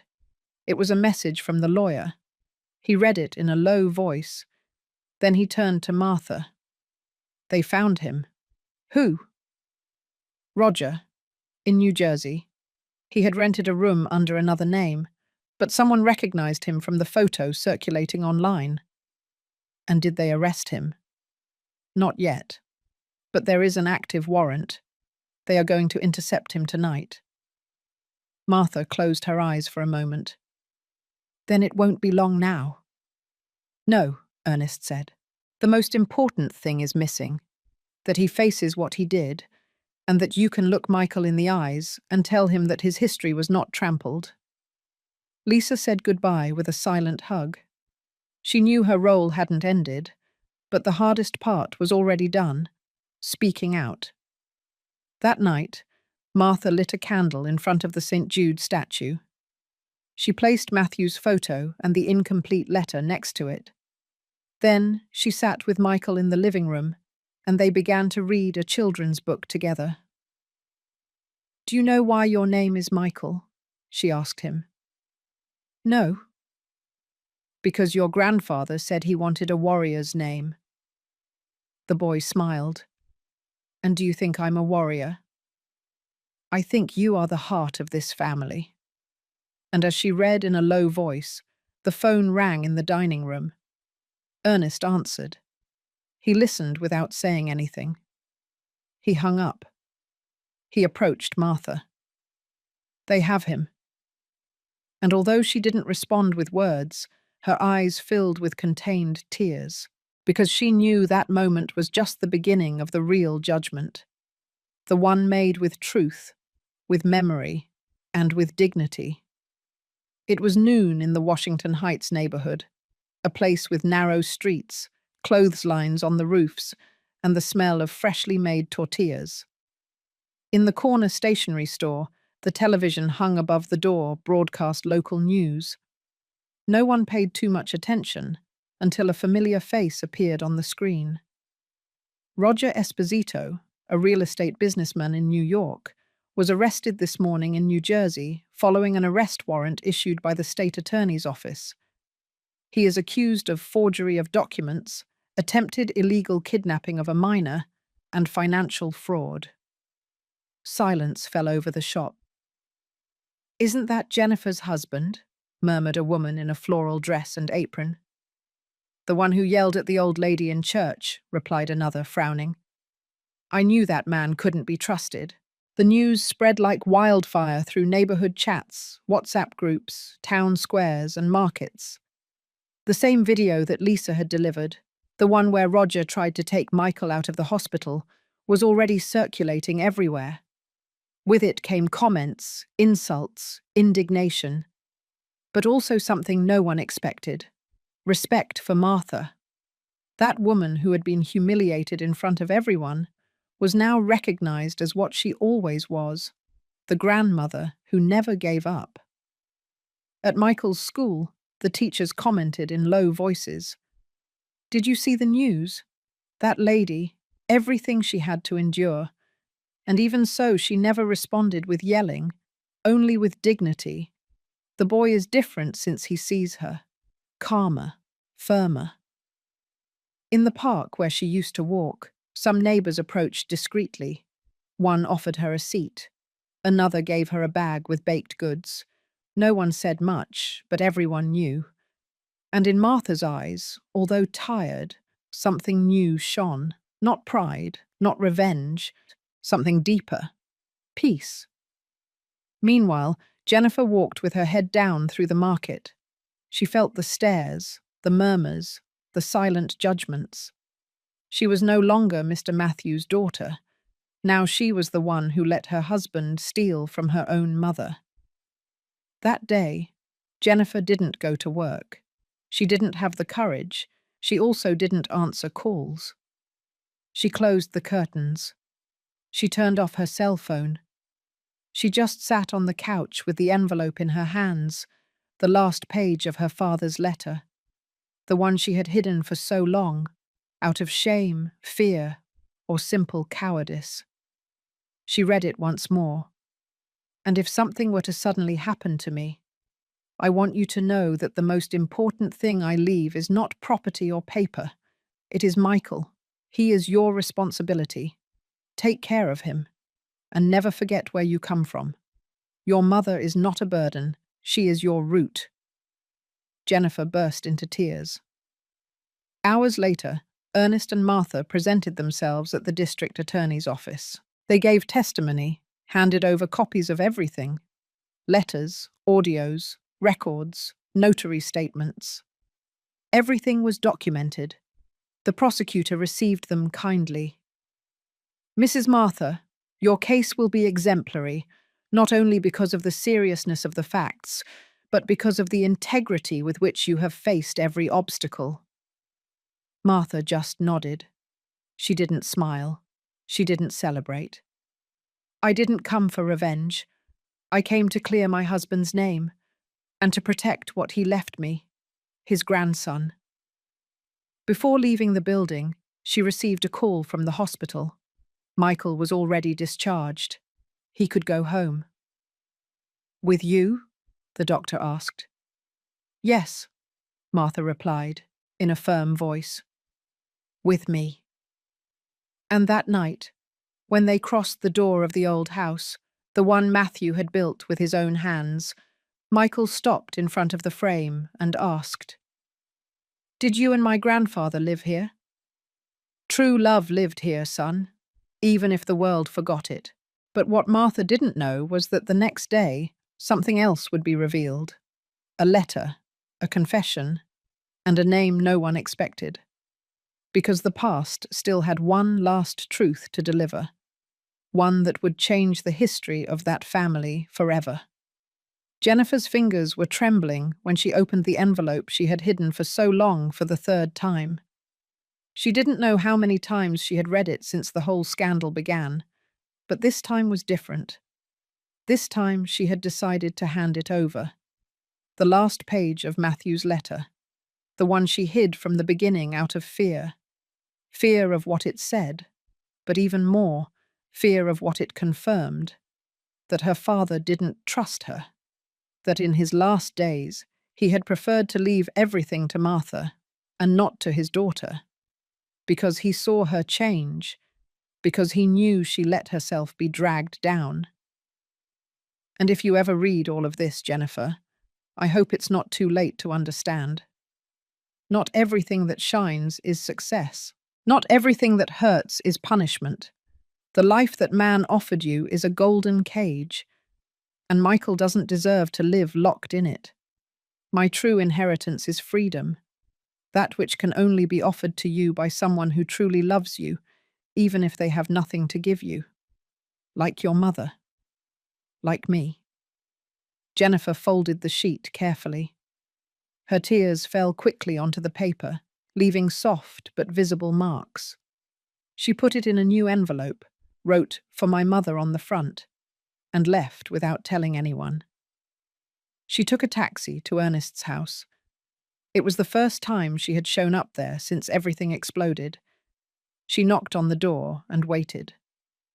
Martha took a long time to open it, and when she did, she was speechless to see her daughter standing there, with a pale face and swollen eyes. "What are you doing here?" "I came to give you something I should have given you a long time ago." Martha didn't move. Jennifer held out the envelope.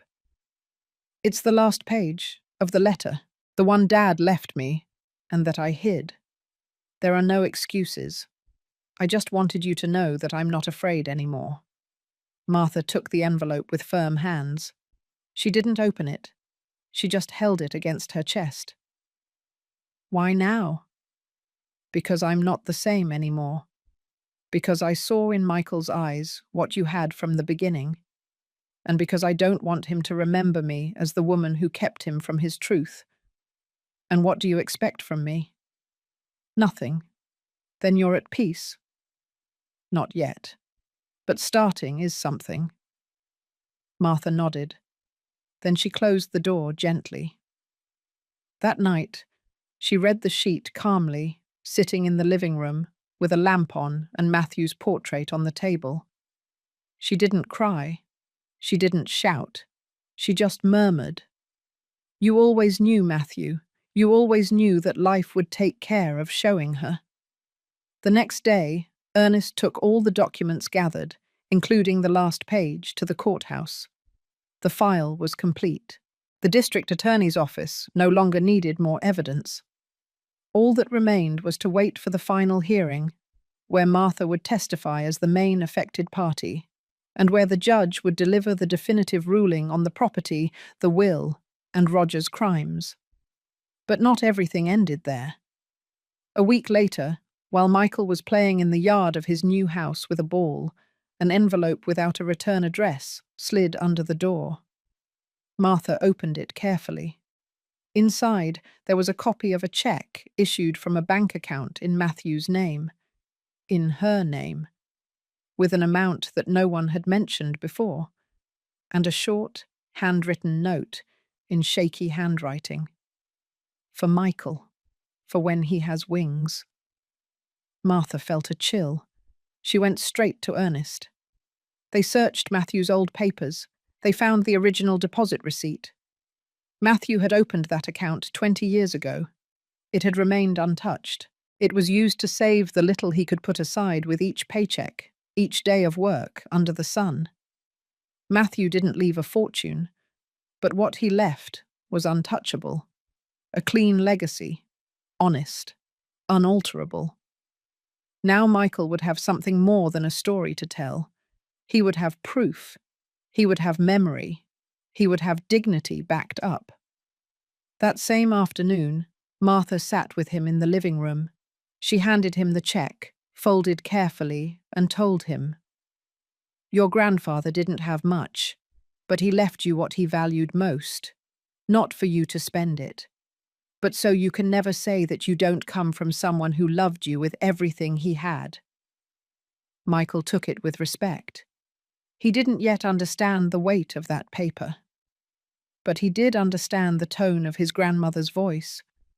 And what neither of them knew was that someone else was about to knock on that door with unexpected news, a name from the past, and a message that was still dormant, waiting to be told. The sun was barely peeking over the rooftops when Ernest parked the car in front of an old legal office in the center of Queens. The sign read, Robert Cisneros, Notary Public, in slightly faded but still legible gold letters. It was one of those offices that retained the dignity of the years, with dark wooden furniture, the smell of old paper, and a calm that commanded respect. Martha accompanied him in silence, with the folder under her arm. That folder that now contained the last page of Matthew's letter, the original check found days earlier, the copies of the 2 contradictory deeds, and the testimonies provided by Lisa. Everything was ready. When the lawyer saw them enter, he stood up with a cordial gesture. "Please come in. I was expecting you." Ernest greeted him firmly. Martha did so with a thread of a voice. "Thank you for seeing us, attorney," she said. "It's the least I can do after what you told me on the phone, Mr. Ernest." Robert motioned to the seats across from his desk. "Did you bring the documentation?" Martha nodded. She placed the folder on the desk and opened it. The lawyer began to review sheet by sheet. As he progressed, his face became more serious. "This is serious," he murmured, stopping at the final page of the letter. "The signature is authentic. The language, the clarity of the dates, everything indicates that Matthew knew perfectly well what he was doing. This page is key." "Can it help strengthen the complaint?" Ernest asked. "Not only that, it can be the evidence that tips everything in your favor. It's clear here that Matthew not only distrusted Roger, but he clearly established his will. And that, in legal terms, weighs more than any falsified document." Martha looked down. She knew she was about to close a chapter, but she also felt a strange emptiness, as if, with every signature, every paper handed over, Matthew was leaving a little more. Robert continued, "We are going to present this as an extension of evidence to the district attorney's office. Also, I myself signed the original deed for the land as the notary. I can declare that there is no record or evidence of a subsequent valid transfer." "And the false deed?" Martha asked. "It was already annulled by the judge in the initial ruling. All that remains is for the district attorney to define the criminal penalties against Roger. From what I understand, he is in preventive custody." "And Jennifer?" Martha said, in a softer voice. "She is not listed as a direct accomplice, but if it is proven that she knew the contents of the will or collaborated in hiding key documents, she could be subpoenaed. Everything will depend on how she cooperates." Martha pressed her lips together. Despite everything, she didn't wish to see her daughter behind bars. Not for her, but for Michael. She didn't want him to grow up with the memory of an absent mother because of the truth. Before leaving, Robert handed them a certified copy of his statement as a notary. He also gave them the number of the prosecutor in charge of the case and advised them to remain vigilant against any attempt at appeal. Leaving the office, Martha felt her legs shaking. She stopped in front of a sidewalk and sat down. Ernest knelt beside her. "Are you okay?" "Yes, I just needed to breathe. It's almost over." "No." She looked him in the eyes. "It is over. The rest is bureaucracy. The important thing is done, speaking the truth." They returned home at the end of the afternoon. Michael was waiting for them at the entrance with his drawing notebook. "Where were you?" "With a friend of your grandfather's," Martha replied, stroking his hair. "The one who signed the papers for the house when he bought it? Is everything fixed now?" "Almost. We just need the judge to say out loud what we already know, that this house, this land, this story was always ours." That night, while they were having dinner, Someone knocked on the door. Martha got up. Opening it, she found a tall man in a simple suit with a cordial expression. "Mrs. Martha Baker?" "Yes. My name is Gabriel Smith. I am a public defender. I represent a man who is in custody and asked to speak with you before the trial." "Who?" "Roger Esposito. He says he wants to give you something that belongs to you, but with one condition." "Which is?" "That you go alone." The door remained ajar. Ernest approached in silence. Martha said nothing. She just lowered her gaze, and she knew, without anyone saying it, that something else had not yet been told, and that what Roger held in his hands could change the course of everything again. The night before had been restless. Martha couldn't sleep since the public defender knocked on her door with the unexpected message. Roger wanted to talk to her, alone. He said he had something that belonged to her, and for some reason she couldn't explain, she sensed it wasn't a trap. Not this time. Michael was sleeping in his room, wrapped in his blue blanket, with a small drawing in his hand that he had made that afternoon. His grandmother sitting on a bench, with the boy asleep on her lap. He had titled it, "How I Got Better." Ernest, who usually didn't interfere in decisions he considered intimate, asked when he saw her so thoughtful. "Are you going to go?" Martha nodded, without taking her eyes off the candle burning in front of Matthew's portrait. "Yes, I don't know what he wants, but I need to close this chapter with my own eyes. It's not enough for me to know that he's arrested. I want to hear from his mouth why he did it. What drove him to this?" "You don't need to give anyone an explanation," Ernest said. "He doesn't deserve it. I'm not doing it for him. I'm doing it for me and for Michael." That morning, Martha left early for the Manhattan Detention Complex, accompanied only by attorney Gabriel Smith, who guided her through the access procedures as if he had done it 1,000 times. The visiting room was almost empty. 3 tables occupied. An officer in the corner and discreet cameras on the ceilings. When Roger entered, she barely recognized him.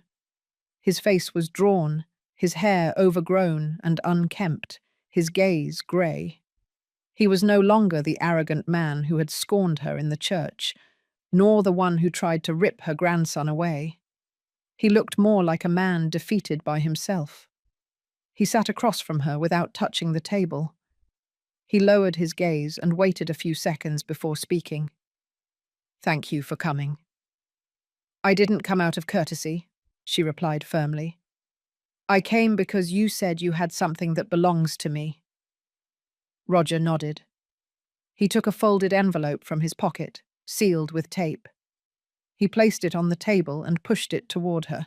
"This I found among Matthew's papers weeks after his death. It was in a toolbox, hidden in the bottom compartment. I never showed it to Jennifer. I thought it was worthless, until I saw your face at the church." Martha opened the envelope cautiously. Inside was a yellowish sheet, written in a firm hand. She immediately recognized Matthew's handwriting. She read it slowly. It was a letter addressed to Roger. "If you are reading this, it means you decided to go ahead with your plans. I am not surprised. I saw your intentions from the beginning. But I want you to know something. You won't win. You can have papers, seals, even deceive Jennifer. But what you don't have is truth. And that, sooner or later, prevails. If you betray my wife, and if you use Michael as currency, know that this will be your sentence. Because children do not forget, and those who have no memory do not deserve a legacy." Martha felt her throat close up. "Why are you giving it to me now?" "Because I have nowhere left to run. Because Michael looked at me, and I understood that that boy will never remember me with respect. And you will. You will accompany him. You will tell him who his grandfather was. I just want him not to hate me. That one day if he asks about me, you tell him I was a coward, but that in the end, I tried to make amends. That is not for me to decide, Martha said. That will be up to him, and for him to hear it, I first have to teach him to forgive without justifying, as Matthew did, as I had to do. Roger lowered his head. I have nothing left, but if I can do anything else, anything at all, tell me. Martha looked at him one last time. Yes, you can stay here, watching from afar as someone else raises the son you tried to mold with fear. That will be enough. She got up without looking back. That same afternoon, Martha arrived home with the envelope in her hands. Ernest and Michael were in the yard, watering the plants. Is everything okay? Ernest asked. Yes, better than I expected. Michael ran toward her. Where were you? Fixing the past, so you have a clean future. And is it fixed now? Martha knelt down in front of him. Yes, son, it is. But as they spoke, a white van parked in front of the house. A man in a dark suit got out, with a briefcase in his hand. He knocked on the door decisively. Ernest was the one who opened it. Mr. Ernest Baker? Yes, I'm here on behalf of the National Bureau of Records. An old document has surfaced in the name of Matthew Baker, which could implicate a living relative no one has mentioned. What did you say? The man took out a sheet with an official letterhead. Matthew had a brother, and it seems that he is still alive. Ernest stood in the doorway, motionless, processing what he had just heard. In front of him, the official from the National Bureau of Records showed him an official document with stamps and signatures. The information was clear. Matthew Baker had been registered with the same parents as another child, Ernest Baker. A brother, the brother Ernest believed had died in childhood. Martha reached the entrance at that moment, with a glass of water for Michael in her hand. Seeing Ernest's face, she stopped.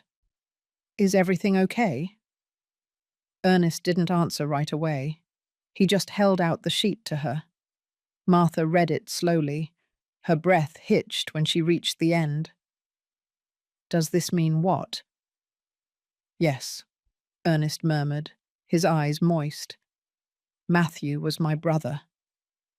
Michael, who approached curiously, seeing the adults gathered, asked innocently, Did my grandpa have a brother?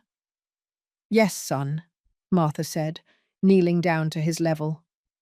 And that brother lives here with us. Michael opened his eyes in surprise. He looked at Ernest and said, Then you're my family too. Ernest smiled, his eyes full of tears. Always, champ. We just didn't know it. The official explained that upon reviewing the files for Matthew's case, they found a genetic match from old tests used by the social services decades ago. As part of a process of digitizing old records, they managed to link registrations that were previously dispersed due to archival errors. One of those cases was that of two brothers separated during a fire at the Queen's Orphanage in 1964. It was a miracle that the Baker last name wasn't lost in the database, the official explained, and even more so that both were alive for so long without knowing it. After signing the validation documents, the man respectfully said goodbye. It is now official. Matthew and Ernest were brothers. Legally, you are his only living, direct blood relative, Mr. Ernest. Martha felt a knot in her chest. For an instant, she felt guilty for not having discovered it earlier, but she also understood that everything had happened when it was meant to happen. That same afternoon, Ernest locked himself in his room. He took out the wooden box where he kept childhood memories. Black and white photographs, a St. Martin de Porres prayer card, and a folded letter he had never had the courage to read. It was the last one Matthew wrote to him before being separated from the orphanage, according to the social worker at the time. The letter said, If life ever brings me back to you, I will hug you without saying anything, because so much time will have passed that there will be no need to explain anything. That night, Ernest approached Martha while she was watering the plants in the yard. I want to ask you something. Of course. I want the key to the old storage shed, the one Matthew locked before he got sick. Martha looked at him in silence. I haven't opened it since he died. I never had the strength. I think it's time. The next morning, they walked to the back of the property. There was the rusted metal shed, with a thick padlock that had hung unopened for years. Martha reached into the bottom of the toolbox and pulled out a key wrapped in an old napkin. Ready? Ernest asked. Ready. They opened the door. The inside smelled of old wood, oil, and earth. There were tools, empty cans, and boxes covered with blankets. Ernest knelt down in front of one of them. Removing the blanket, he found a smaller box, closed with metal clasps. Inside was a spiral notebook, an old knife, a photograph of Matthew with Michael in his arms, and a savings passbook with Ernest's name as the beneficiary. Martha approached and saw the annotation on the first page of the notebook. If I can't tell you in life, at least know this. I never stopped looking for you. Ernest closed his eyes and was silent for a long time. Then he hugged Martha without saying a word. In the background, Michael watched the scene from the doorway, not understanding everything, but knowing that something important had happened. Something that closed one chapter and opened another. But just when they thought nothing else could surprise them, the house phone rang. Martha answered. It was the prosecutor. Mrs. Martha, a request for testimony has just arrived, from someone who says they have information about Matthew's death. Who? A former construction worker. He says he worked with him until his last day, and that his death was not what you think. Martha hung up the phone without making a sound. The prosecutor's voice still echoed in her chest. A witness had appeared, someone who claimed that Matthew's death was not just a heart attack, as everyone believed. Someone who had worked with him until the last day. A construction worker, a man named Julian. And according to the prosecutor, that man not only remembered details, but was willing to speak. Ernest, she called from the hallway doorway. We have to go to the district attorney's office first thing tomorrow morning. Something important has come up. Ernest came down from the second floor with a pale face, as if something inside him already knew that the peace wasn't going to last long. What happened? There's a witness. Someone who says Matthew's death was not natural, that it was not what we all believe. Ernest clenched his jaw.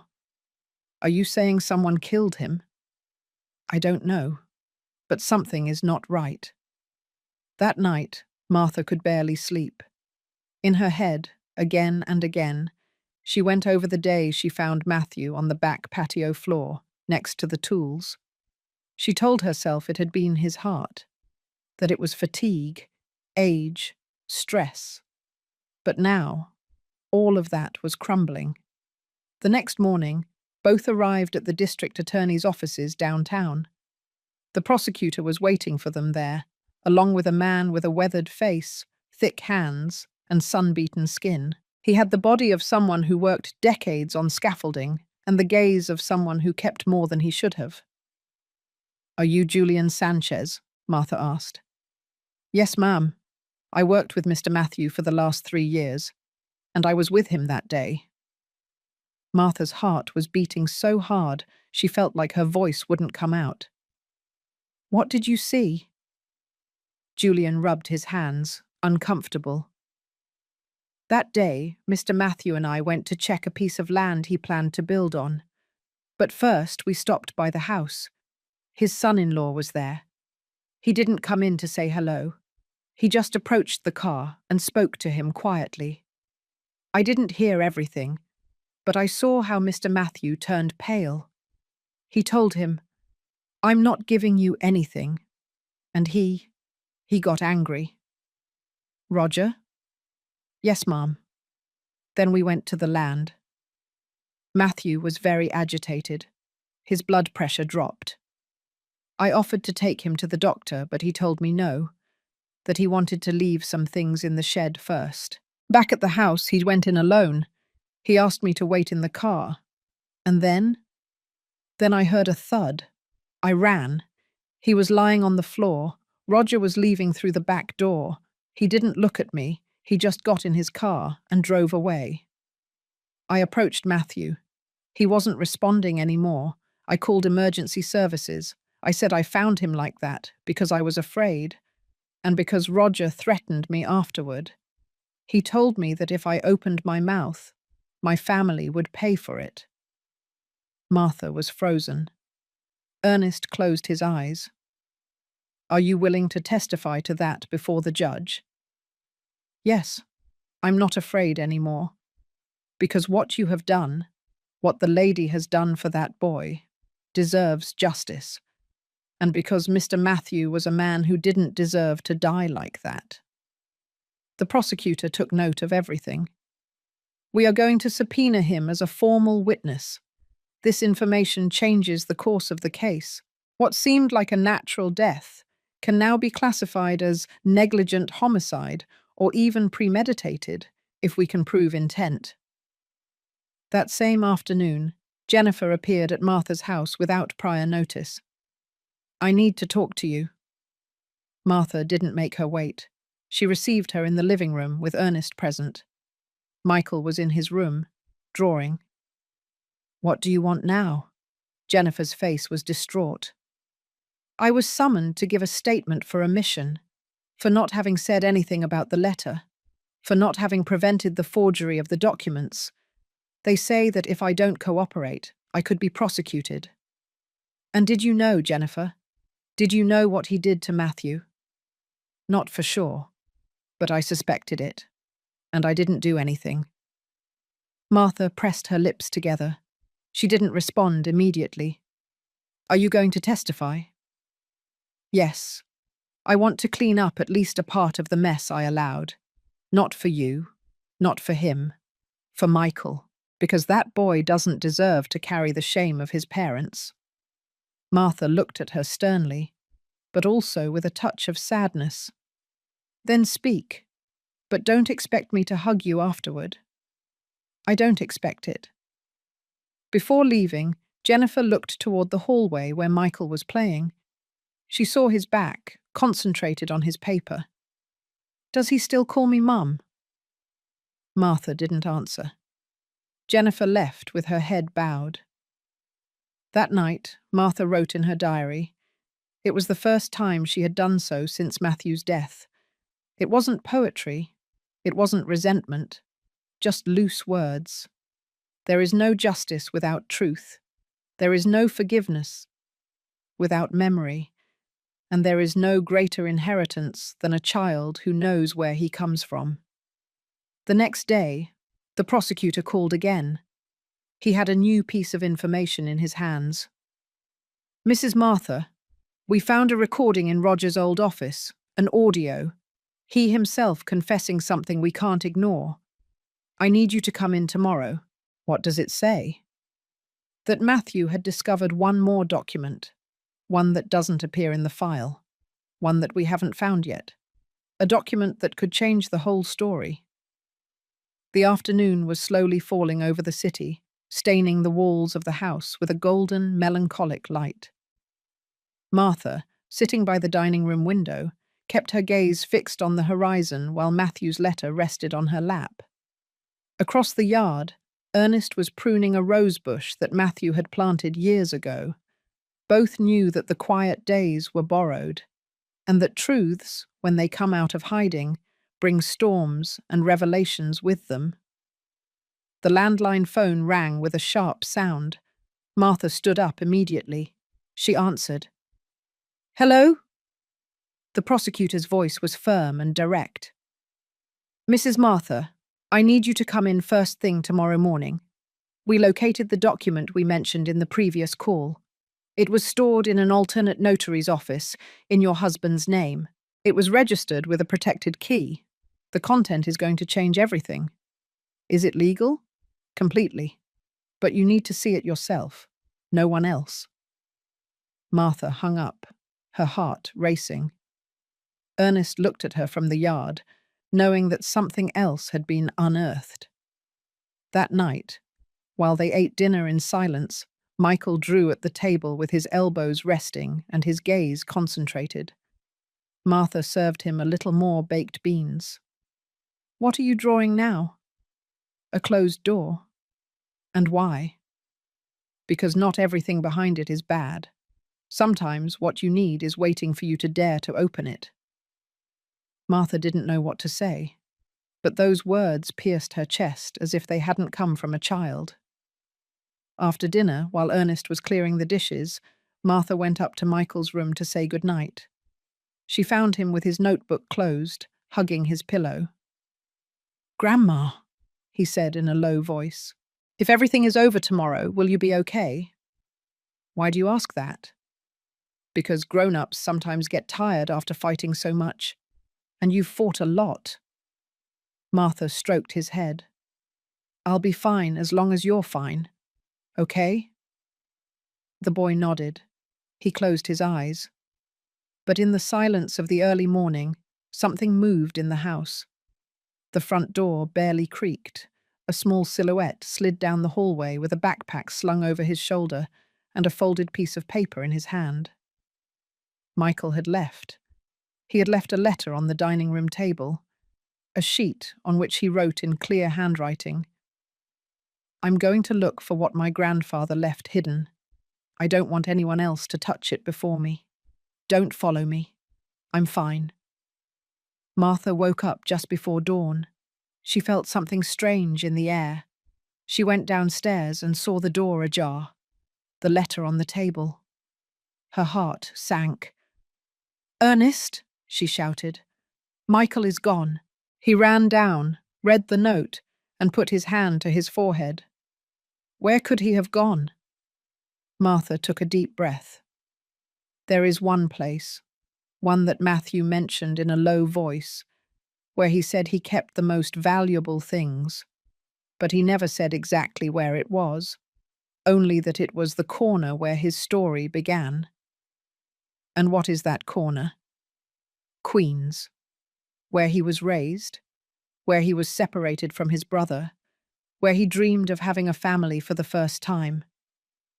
Ernest already had the car keys in his hand. Let's go. The drive to Queens was silent. Martha held Michael's note against her chest as if it were a compass.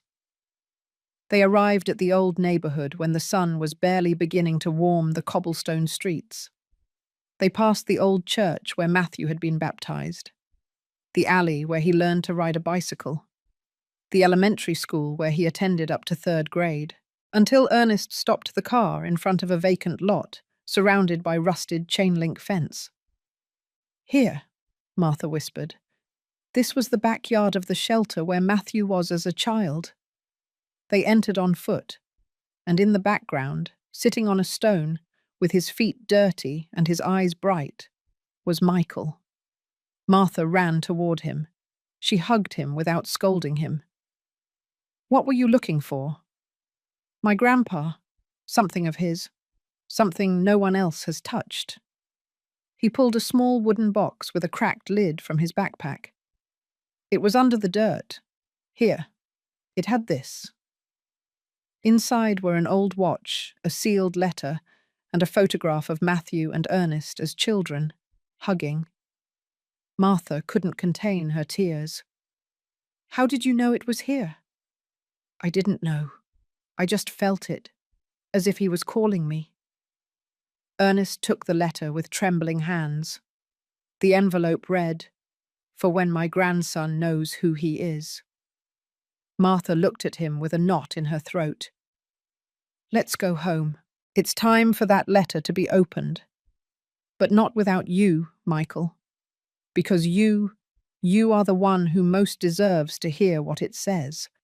Because you are the living legacy of that man." And as they walked back along the dirt road, no one noticed that from a corner, a figure was watching them.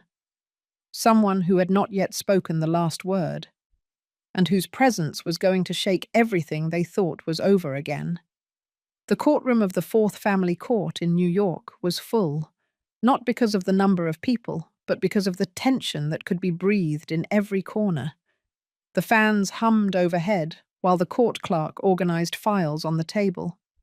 Martha sat on the wooden bench next to Ernest, her hands clasped and her face serene. There was no fear in her, but a contained anticipation that squeezed her chest. Michael was not present.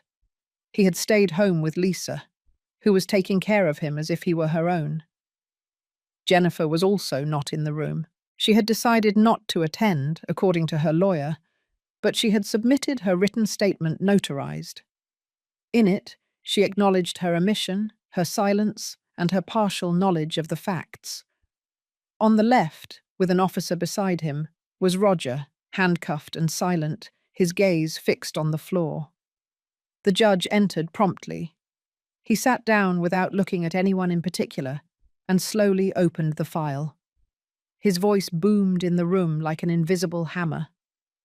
Today resolves the civil succession and property lawsuit filed by Mrs. Martha Baker against citizen Roger Esposito in relation to the forgery of the will of the deceased Matthew Baker and the fraudulent transfer of assets in the name of the accused. The reading of the resolution lasted more than 30 minutes. It detailed evidence, testimonies, notary reports, expert declarations, handwriting analyses, and the audio where Roger himself admitted to modifying documents. The judge was clear, direct, and meticulous. When he finished reading, he was silent for a few seconds that felt eternal. In light of all the foregoing, this court declares that the document presented by the accused as a valid will lacks legality and recognizes Mrs. Martha Baker as the legitimate owner of the real estate, associated accounts, and inheritance rights. A murmur spread through the room. Ernest bowed his head with relief. Martha did not move. She only exhaled with moist eyes. The judge continued.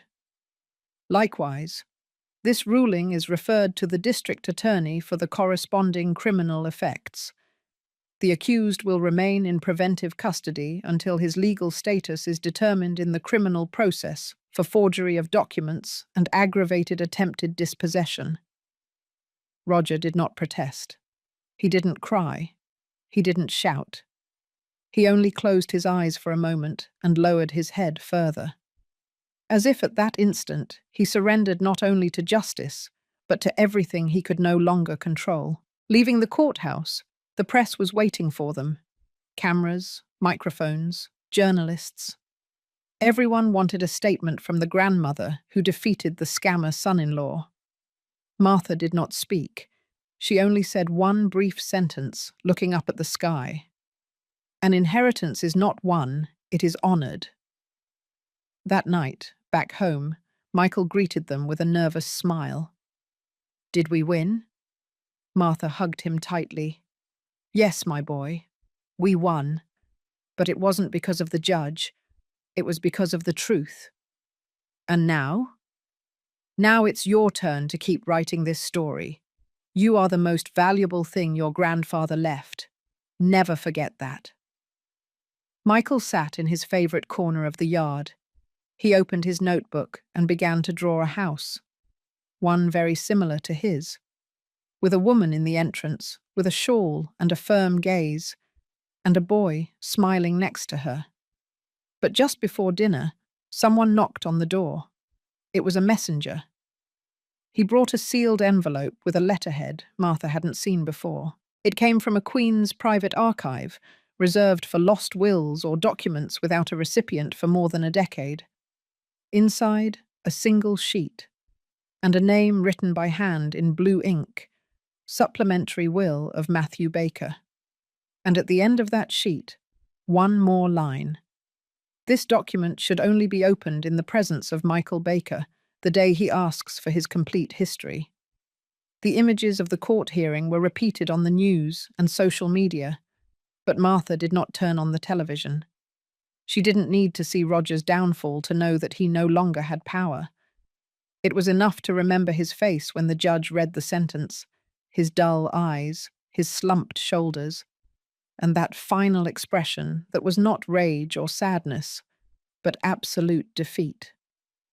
3 days had passed since they received the sealed envelope with Matthew's supplementary will, the one that should only be opened in Michael's presence. The sheet remained intact, stored in the wooden box on the shelf in Martha's room, next to the last photograph she had of her husband. That day dawned with cloudy skies, as if the weather also sensed that something definitive was about to happen. Martha and Ernest were summoned by the district attorney's office to be formally notified of the criminal resolution against Roger. Upon arrival, the atmosphere was different. There was no press. There were no spectators. Only the necessary people and the weight of what had happened. The prosecutor received them in private. "It's official," he said, without mincing words. "Mr. Roger Esposito has been sentenced to 7 years in prison for forgery of official documents, aggravated attempted dispossession, and illicit use of notary functions. The evidence provided was irrefutable. The handwriting analysis, the hospital videos, the testimonies, everything matches." "And will he appeal?" Ernest asked. "His defense tried, but they lack arguments. Furthermore, the confession recorded by Lisa voids everything. The prosecutor's office didn't even have to pressure him. He himself admitted the fraud." Martha lowered her gaze. She didn't celebrate. She didn't regret it. She just sighed. "And what happens now with Jennifer?" "Mrs. Jennifer Baker was exonerated from direct criminal responsibility, thanks to her cooperation, her testimony, and the fact that it was not proven that she actively participated in the forgery, but her public credibility was damaged. It will be up to her to rebuild or not." Martha nodded without further comment. Leaving the building, the sky opened and the rain suddenly poured down, heavy, without warning. Ernest ran to cover Martha with his jacket, but she stopped in the middle of the street, closed her eyes, and let the water soak her. "This is also justice," she said, as if to herself. "Let the earth cleanse itself. Let the air carry away the resentment."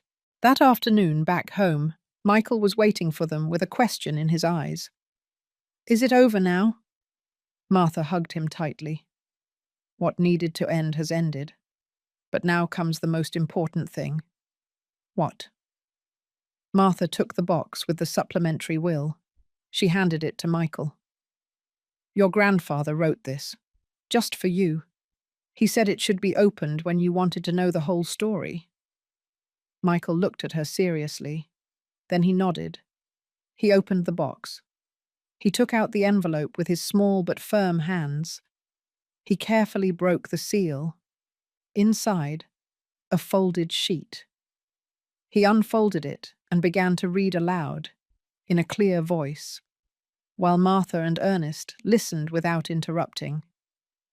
"Michael, if you are reading this, it is because time did its job, because your grandmother was stronger than I could be, because they did not allow my voice to be completely extinguished. This is not a legal will. It is an emotional legacy. In this letter, I do not leave you property or objects. I leave you my history, because I want you to know where you come from, because when you know who you were, you will know who you can become." Michael paused. He took a deep breath. "As a child, I was abandoned, separated from my brother, forgotten by many. But life gave me a second chance, your grandmother, and then you. You were the first person to call me Grandpa with eyes full of light. Since that day, I knew that everything I built was worth it." Martha covered her mouth. Ernest clenched his teeth. "And if someone ever tries to tell you that you are less, that you are worthless, that you are undeserving, Remind them that you come from a woman who resisted without breaking, and from a man who, although he lost a lot, never stopped loving. Michael finished reading. The sheet trembled between his fingers. Martha hugged him with her eyes closed, while Ernest wrapped his arms around both of them.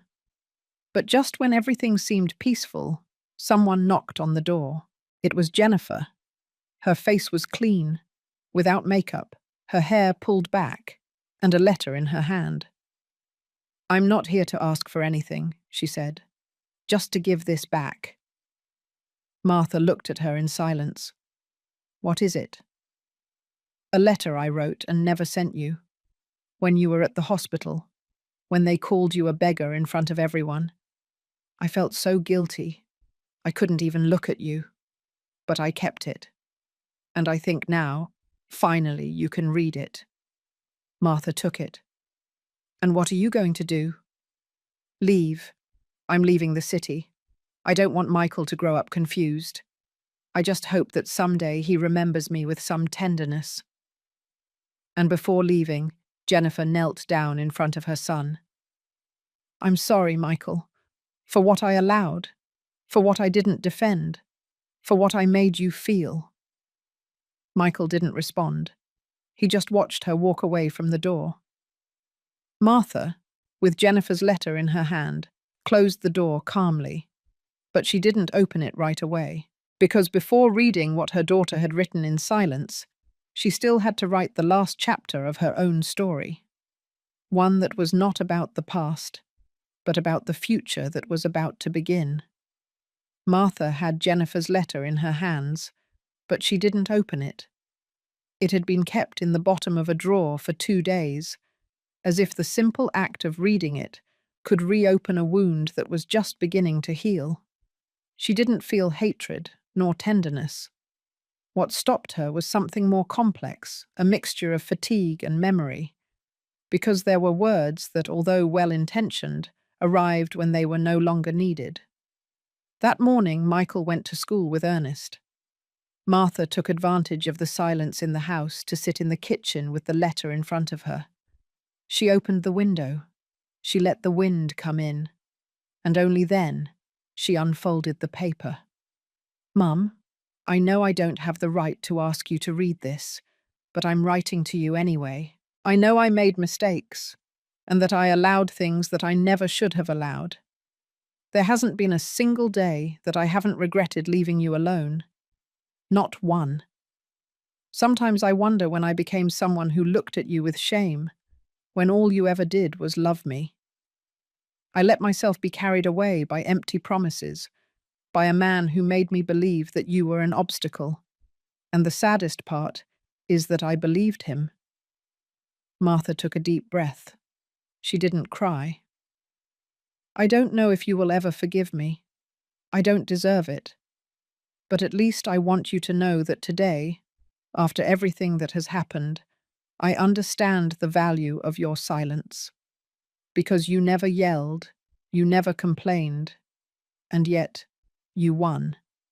Not with words, with dignity. Michael chose you, and I understand, because I would have too, if I had had the courage to really look at you from the beginning. I'm not looking for you to hug me. I just wanted you to know that it hurts, and that I admire you, even if it's too late." Martha folded the letter slowly. She put it back in the envelope, sealed it, and put it in the same drawer where she kept Matthew's medicines. Then she locked everything and went out to the yard. She sat on the stone bench and looked at the small guava tree that Matthew had planted years ago. The same one that never bore fruit, but that they never cut down. "Sometimes what doesn't bloom still provides shade," she said softly. In the afternoon, Ernest returned with Michael. The boy ran to hug her with his backpack still on his back. "Grandma, I wrote something at school today. Can I read it to you?" "Of course, my dear. Go ahead." Michael took a folded sheet from his notebook. He stood in front of her as if he were about to present an official speech. "It's called My Home." "Let's hear it." My home is not big. It has no luxuries, but it smells like coffee and warm bread. It has a woman who waits for me even when I mess up. It has a man who helps me understand that crying is not for the weak. And it has a silence that doesn't feel heavy, because in my home, no one hides anything anymore. In my home, there is memory, and that is why, in my home, you can live. Martha couldn't contain her emotion. She hugged him tightly, tears streaming down her face. "Did you like it?" "More than any will," she replied. But just as the day seemed to be ending calmly, the landline phone rang again. Martha answered. A young woman's voice on the other end. "Mrs. Martha Baker?" "Yes. Who is speaking?" "My name is Brenda Roman. I am a social worker for New York Social Services. I am in charge of an old file that was opened following a search request. I have in my possession a file that you need to see." "What file?" "That of Matthew Baker, and that of a boy who was registered as his son before Jennifer was born." Martha was speechless. "A son?" "Yes, ma'am. He is not listed in the will, but he exists. He was given up for adoption in 1973, under circumstances that are not fully detailed. But there's something else. That son has just appeared. And he asked for you." The rain had fallen all night, as if the sky also needed to release what it was holding. The next morning, the sun barely peeked through the clouds when Martha sat alone on the patio bench with Brenda Roman's letter in her hands. The social worker had not exaggerated. The file was real. Matthew and she had had a son before Jennifer, when they had only been married for a couple of years. The boy had been born in complicated conditions, at a moment so fragile economically and family-wise that Matthew, according to the papers, signed adoption documents to protect him. Martha didn't remember any of it, because she hadn't been told. They signed on her behalf when she was hospitalized due to complications from childbirth. A decision made behind her back. And now, so many years later, that son had appeared. He wasn't looking for money. He didn't want revenge. He only asked for one thing: to meet his mother. Ernest approached in silence and sat down beside her. There was no need to ask. He already knew. He had heard her cry in the kitchen during the night and read the entire file out loud, again and again, as if that would bring back the memory that had been stolen from her. "Where is he?" Ernest asked. "In a temporary shelter with social services. He was raised in several homes. He never knew his real name until a year ago. He started searching, and when he saw my name in the news because of the trial, he knew it was me." "And what are you going to do?" Martha looked at him with a mixture of fear and determination. "I'm going to meet him." The social worker arranged a private meeting for them. It was in a simple office with green curtains and cream-colored walls. Michael wanted to go with her. Martha hesitated, but in the end, she allowed him to come. She knew Michael was growing up, and he deserved to see how real wounds were closed. He stayed outside the room. Martha entered. The man was a little over 40 years old. Black hair, a face marked by life, a serene gaze. Seeing her, he stood up. "You are—" "Yes, I'm Martha." She didn't know what else to say. He looked at her with a smile that asked for nothing. "I'm not here to ask you for anything. I just wanted to know if you existed. And now I know." "Forgive me," she whispered, her eyes welling up. "I never knew. They hid it from me. They took you from me without asking. And there's not a day that goes by that it doesn't hurt to imagine what you went through." He approached slowly. He didn't hug her. He just offered her his hand. "I'm Louis. They gave me that name when I was 3. I've lived many lives. But today, I just wanted to close this one. With you." They talked for more than an hour. Louis told her his story, his childhood in other people's homes, his youth full of work and silence. He never hated. He just kept asking questions. Martha told him about Matthew, about Michael, about how little was left, but how much could still be born. Leaving, Michael was waiting for them with a notebook on his lap. He was drawing the tree in the yard. Louis knelt down next to him. "Are you Michael?" "Yes, I am your uncle." Michael looked at him, tilted his head, and smiled. "Then I can draw you too." That night, back home, Martha sat with Ernest in the kitchen. "I never imagined I would have to learn to be a mother again at my age." "You won't do it alone." She took the key to the old cupboard, where Matthew kept important papers. She took out a new blank sheet. "I'm going to write a will, but not of assets, of truths. For whom? For Michael, for Louis, for whoever comes after, so that no one ever has to guess who their family was again." Michael peeked through the doorway with his notebook open. "Grandma, can I read you what I wrote today?" "Of course." Michael read. "A family is not who sees you born. It is who looks for you. It is who waits for you, even when you don't know anyone is waiting for you.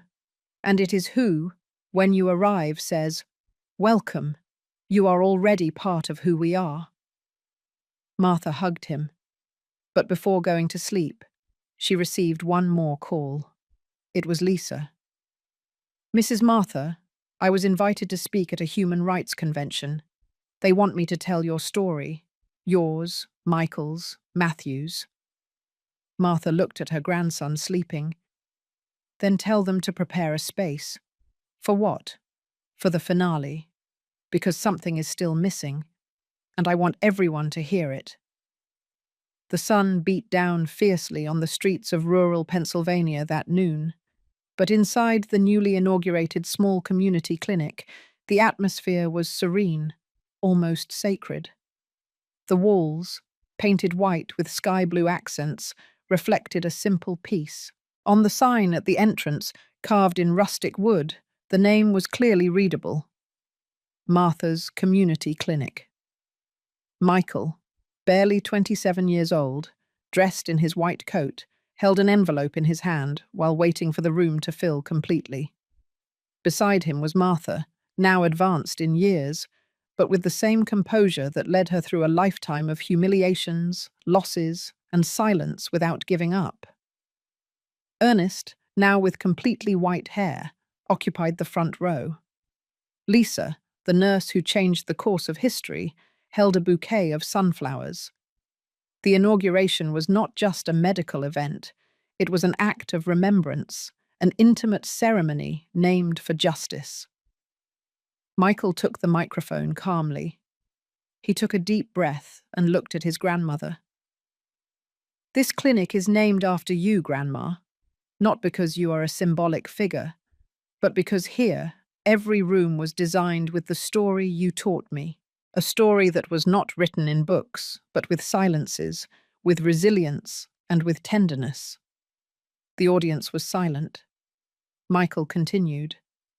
"Today we open this place for those who, like you, were once rejected for not having nice clothes, or degrees, or important last names. This space is for people who carry a whole life on their shoulders, and who only need someone to look at them with respect." He opened the envelope he was holding.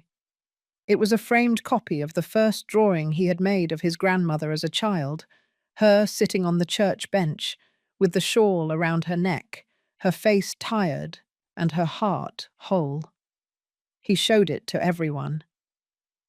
"This drawing saved me, because even though they tore it up, even though they tried to hide it, it remained alive, like my grandmother." Applause erupted. Martha did not cry. She only placed her hand over her chest. What she felt was not pride. It was rest. After the event, in the clinic's administrative office, Michael handed his grandmother a small box with a lock. I saved this for this day. It is my dad's legacy, and now it is yours too. Martha opened it. Inside were Matthew's original letters, the old watch, and a note written by Michael. Everything I am started with you. Later, while attending to the first patient, a country woman with swollen feet and a sun-weathered face, Michael offered her a seat, washed her feet with warm water, and looked her in the eyes. No one is less here. You are welcome here. The woman, hearing that, shed a tear. At nightfall, Martha sat alone in the clinic hallway. She looked up at the sky, the cool breeze caressing her face. Matthew, it is done. We have fulfilled it. Your hands can rest now. If this story touched your heart, we invite you to continue joining us. Subscribe to the channel, activate the little bell so you don't miss the next stories, and leave your like if you believe that respect, love, and dignity can change destinies. And if you made it this far, comment the word dignity so we know you were with us until the end. We are excited to read your comments. Also, if you want this channel to continue sharing stories like Martha's, you can leave your super thanks. With your support, we will continue planting stories that are born from the heart. Thank you for listening. And remember, where there is memory, there is inheritance. Where there is truth, there is justice. And where there is love, there is always a place to return.